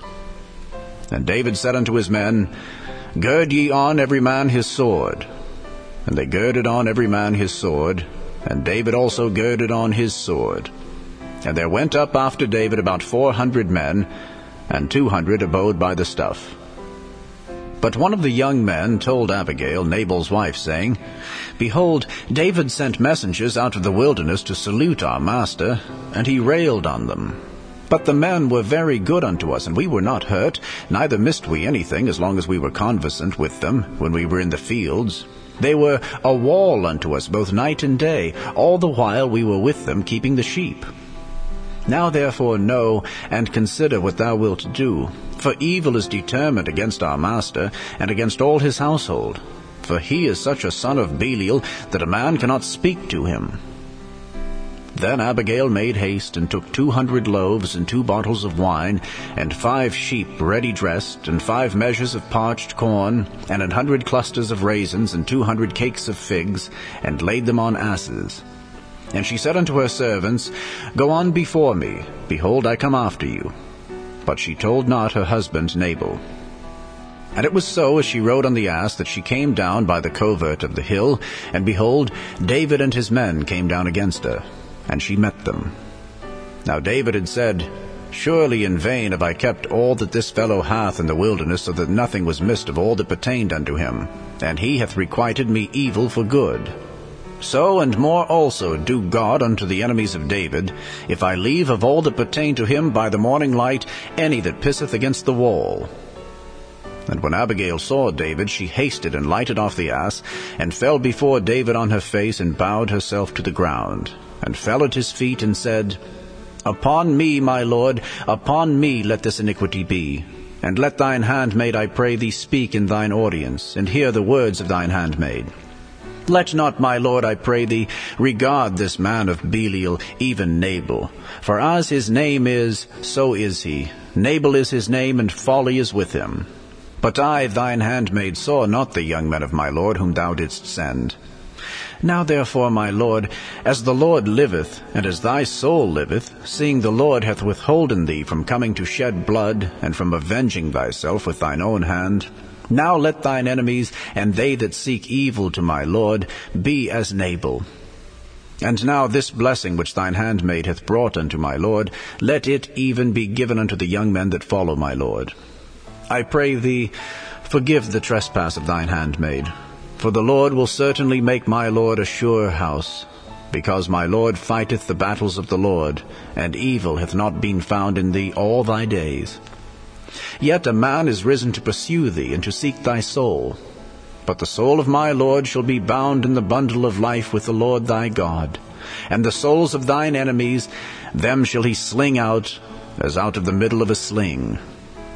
And it shall come to pass, when the Lord shall have done to my lord according to all the good that he hath spoken concerning thee, and shall have appointed thee ruler over Israel, that this shall be no grief unto thee, nor offense of heart unto my lord, either that thou hast shed blood causeless, or that my lord hath avenged himself. But when the Lord shall have dealt well with my lord, then remember thine handmaid. And David said to Abigail, Blessed be the Lord God of Israel, which sent thee this day to meet me. And blessed be thy advice, and blessed be thou, which hast kept me this day from coming to shed blood, and from avenging myself with mine own hand. For in very deed, as the Lord God of Israel liveth, which hath kept me back from hurting thee, except thou hadst hasted and come to meet me, surely there had not been left unto Nabal by the morning light any that pisseth against the wall. So David received of her hand that which she had brought him, and said unto her, Go up in peace to thine house. See, I have hearkened to thy voice, and have accepted thy person. And Abigail came to Nabal, and behold, he held a feast in his house, like the feast of a king. And Nabal's heart was merry within him, for he was very drunken. Wherefore she told him nothing less or more until the morning light. But it came to pass in the morning, when the wine was gone out of Nabal, and his wife had told him these things, that his heart died within him, and he became as a stone. And it came to pass about 10 days after, that the Lord smote Nabal, that he died. And when David heard that Nabal was dead, he said, Blessed be the Lord that hath pleaded the cause of my reproach from the hand of Nabal, and hath kept his servant from evil. For the Lord hath returned the wickedness of Nabal upon his own head. And David sent and communed with Abigail to take her to him to wife. And when the servants of David were come to Abigail to Carmel, they spake unto her, saying, David sent us unto thee to take thee to him to wife. And she arose and bowed herself on her face to the earth, and said, Behold, let thine handmaid be a servant, to wash the feet of the servants of my lord. And Abigail hasted and arose, and rode upon an ass, with 5 damsels of hers that went after her. And she went after the messengers of David, and became his wife. David also took Ahinoam of Jezreel, and they were also both of them his wives. But Saul had given Michal his daughter, David's wife, to Phalti, the son of Laish, which was of Gallim. The first book of Samuel, chapter 26. And the Ziphites came unto Saul to Gibeah, saying, Doth not David hide himself in the hill of Hachilah, which is before Jeshimon? Then Saul arose and went down to the wilderness of Ziph, having 3,000 chosen men of Israel with him, to seek David in the wilderness of Ziph.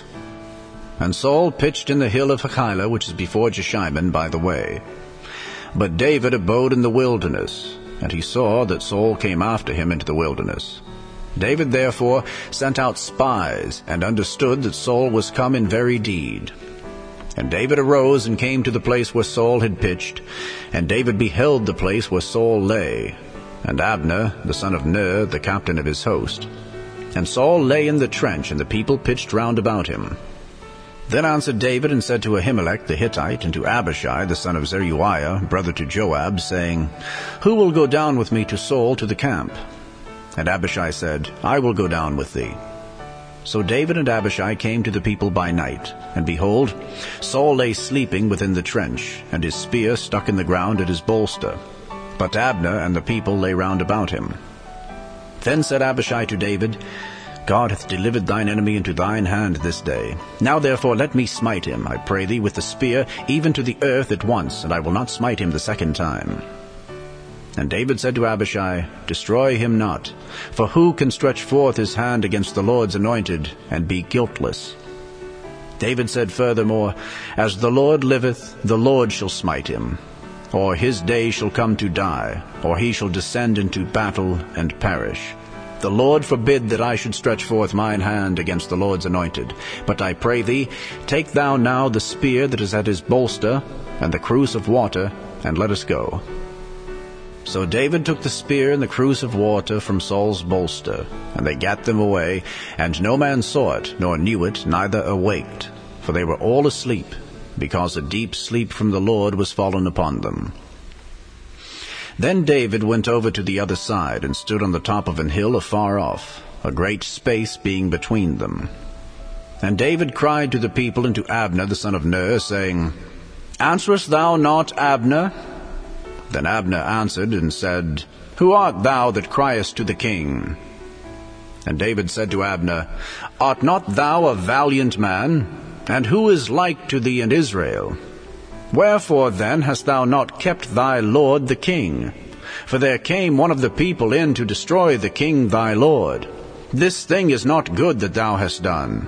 As the Lord liveth, ye are worthy to die, because ye have not kept your master the Lord's anointed. And now see where the king's spear is, and the cruse of water that was at his bolster. And Saul knew David's voice, and said, Is this thy voice, my son David? And David said, It is my voice, my lord, O king.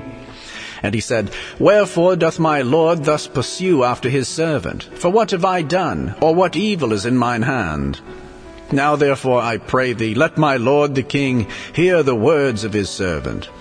If the Lord have stirred thee up against me, let him accept an offering. But if they be the children of men, cursed be they before the Lord. For they have driven me out this day from abiding in the inheritance of the Lord, saying, Go, serve other gods. Now therefore, let not my blood fall to the earth before the face of the Lord. For the king of Israel is come out to seek a flea, as when one doth hunt a partridge in the mountains. Then said Saul, I have sinned. Return, my son David, for I will no more do thee harm. Because my soul was precious in thine eyes this day. Behold, I have played the fool, and have erred exceedingly. And David answered and said, Behold the king's spear, and let one of the young men come over and fetch it. The Lord render to every man his righteousness and his faithfulness. For the Lord delivered thee into my hand today, but I would not stretch forth mine hand against the Lord's anointed. And behold, as thy life was much set by this day in mine eyes, so let my life be much set by in the eyes of the Lord, and let him deliver me out of all tribulation. Then Saul said to David, Blessed be thou, my son David. Thou shalt both do great things, and also shalt still prevail. So David went on his way, and Saul returned to his place. The first book of Samuel, chapter 27. And David said in his heart, I shall now perish one day by the hand of Saul. There is nothing better for me than that I should speedily escape into the land of the Philistines, and Saul shall despair of me to seek me any more in any coast of Israel. So shall I escape out of his hand. And David arose, and he passed over with the 600 men that were with him unto Achish, the son of Maoch, king of Gath. And David dwelt with Achish at Gath, he and his men, every man with his household, even David with his 2 wives, Ahinoam the Jezreelitess, and Abigail the Carmelitess, Nabal's wife.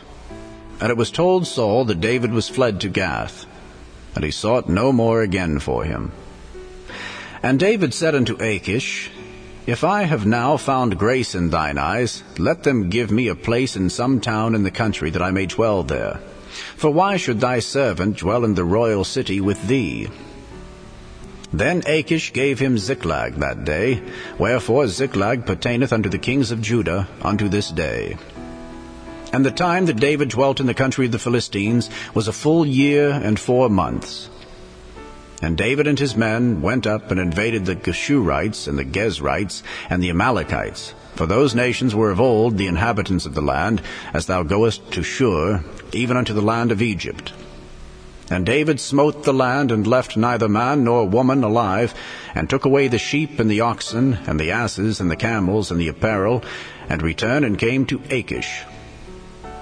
And Achish said, Whither have ye made a road today? And David said, Against the south of Judah, and against the south of the Jerahmeelites, and against the south of the Kenites. And David saved neither man nor woman alive, to bring tidings to Gath, saying, Lest they should tell on us, saying, So did David, and so will be his manner, all the while he dwelleth in the country of the Philistines. And Achish believed David, saying, He hath made his people Israel utterly to abhor him. Therefore he shall be my servant forever. The first book of Samuel, chapter 28. And it came to pass in those days that the Philistines gathered their armies together for warfare, to fight with Israel. And Achish said unto David, Know thou assuredly that thou shalt go out with me to battle, thou and thy men. And David said to Achish, Surely thou shalt know what thy servant can do. And Achish said to David, Therefore will I make thee keeper of mine head forever.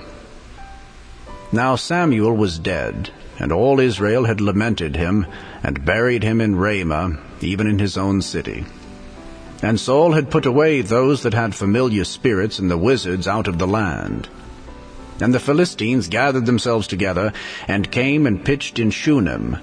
And Saul gathered all Israel together, and they pitched in Gilboa. And when Saul saw the host of the Philistines, he was afraid, and his heart greatly trembled. And when Saul inquired of the Lord answered him not, neither by dreams, nor by Urim, nor by prophets. Then said Saul unto his servants, Seek me a woman that hath a familiar spirit, that I may go to her, and inquire of her. And his servants said to him, Behold, there is a woman that hath a familiar spirit at Endor.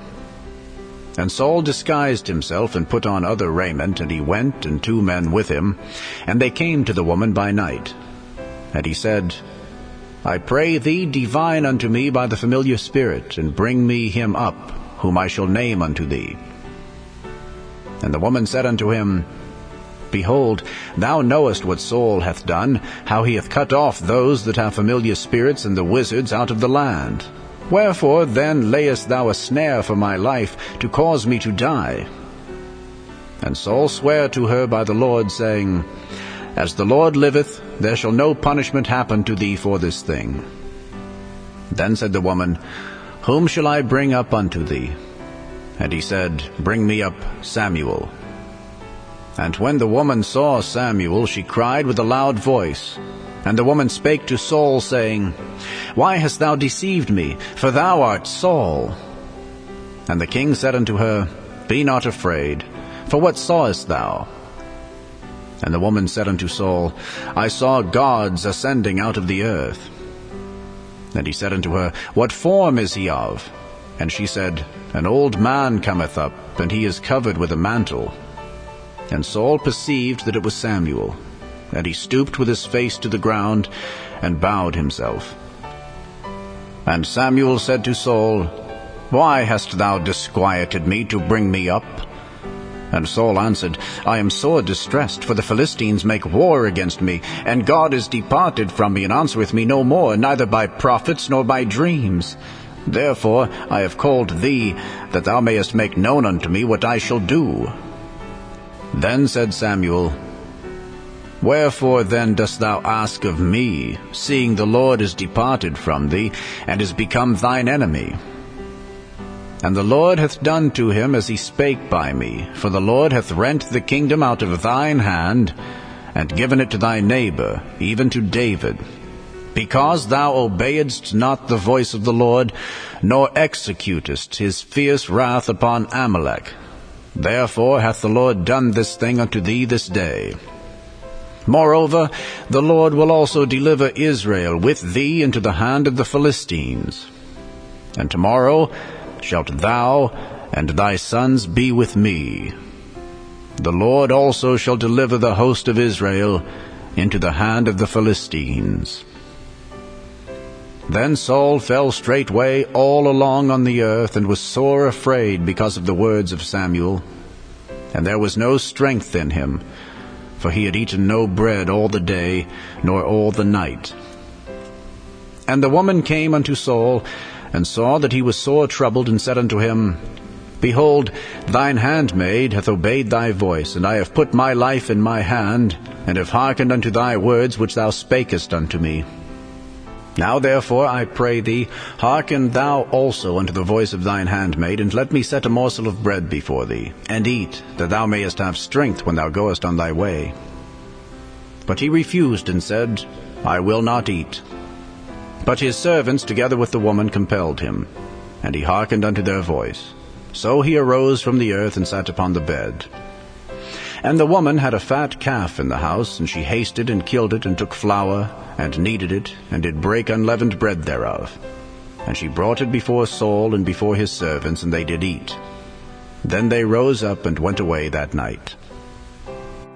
The first book of Samuel, chapter 29. Now the Philistines gathered together all their armies to Aphek, and the Israelites pitched by a fountain which is in Jezreel. And the lords of the Philistines passed on by hundreds and by thousands. But David and his men passed on in the rearward with Achish. Then said the princes of the Philistines, What do these Hebrews here? And Achish said unto the princes of the Philistines, Is not this David, the servant of Saul, the king of Israel, which has been with me these days or these years, and I have found no fault in him since he fell unto me unto this day? And the princes of the Philistines were wroth with him.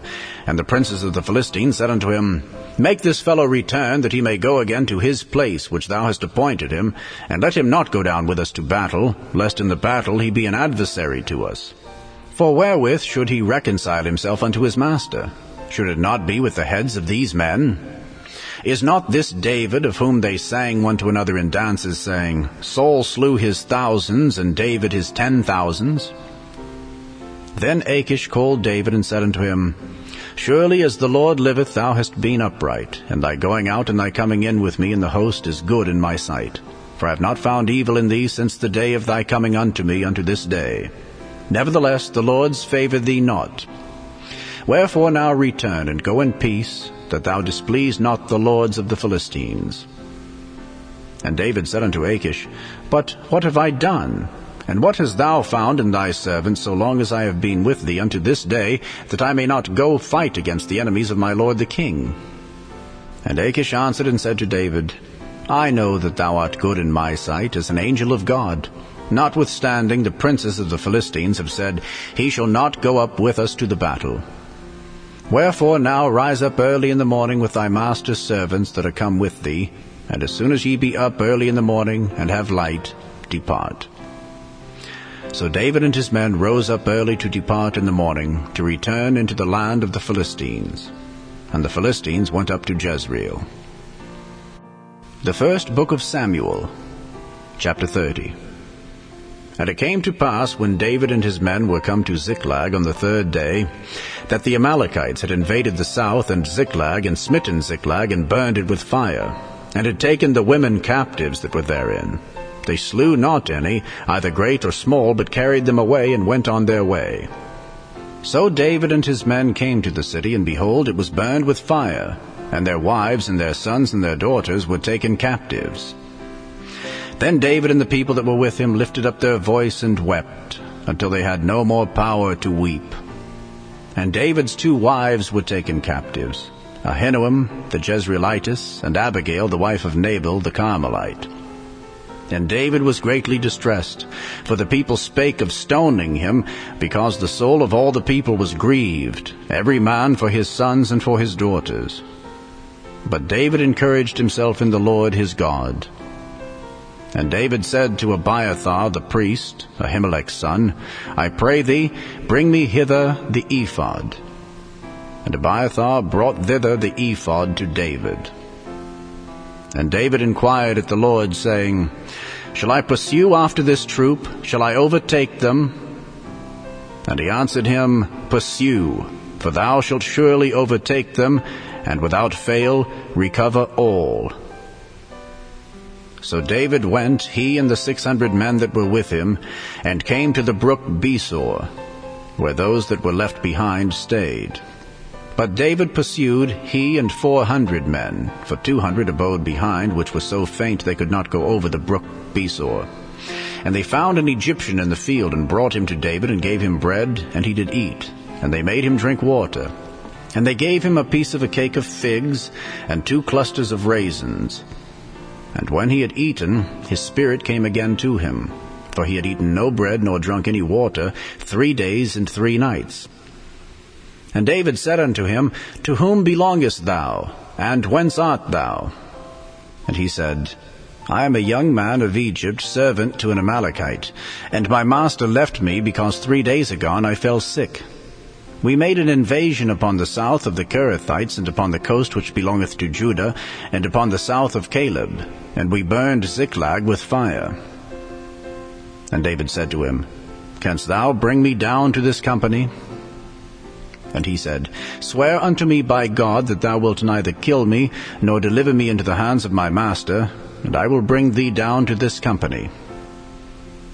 And when he had brought him down, behold, they were spread abroad upon all the earth, eating and drinking and dancing, because of all the great spoil that they had taken out of the land of the Philistines and out of the land of Judah.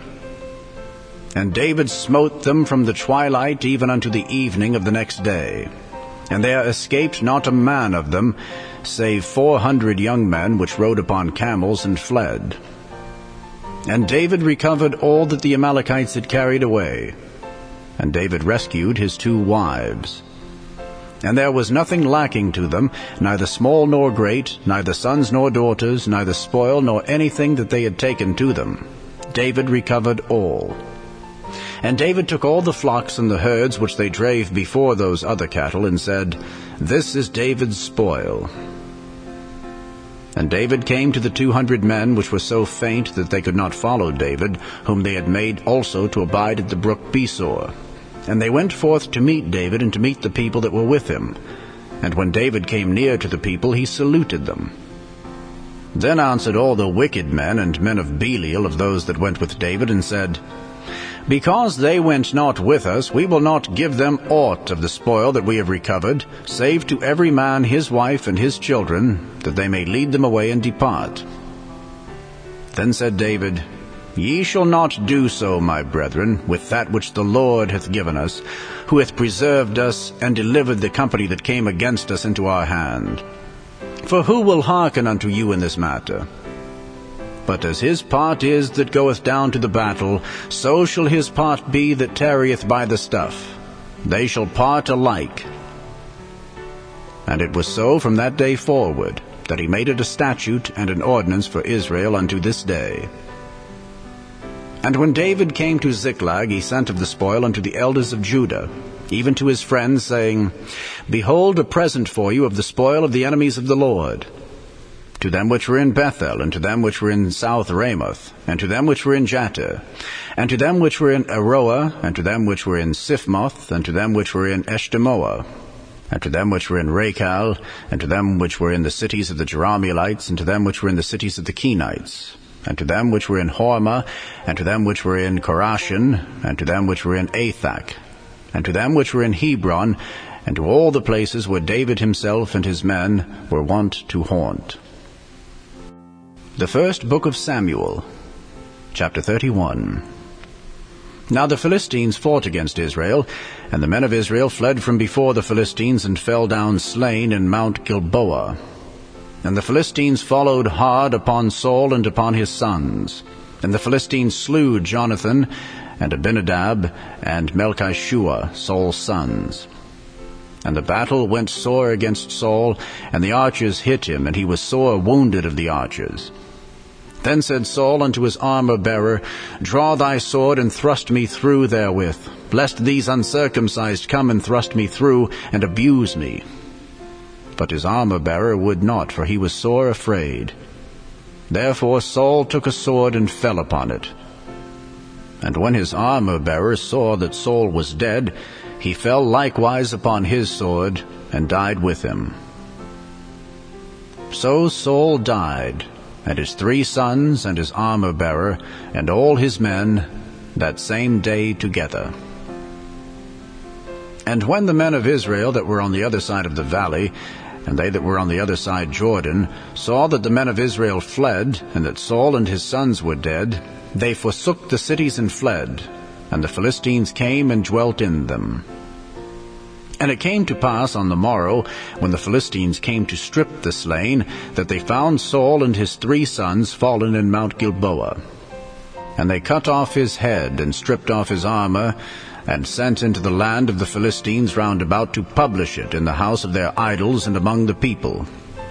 And they put his armor in the house of Ashtaroth, and they fastened his body to the wall of Bethshan. And when the inhabitants of Jabesh-Gilead heard of that which the Philistines had done to Saul, all the valiant men arose and went all night, and took the body of Saul and the bodies of his sons from the wall of Bethshan, and came to Jabesh, and burnt them there. And they took their bones, and buried them under a tree at Jabesh, and fasted 7 days.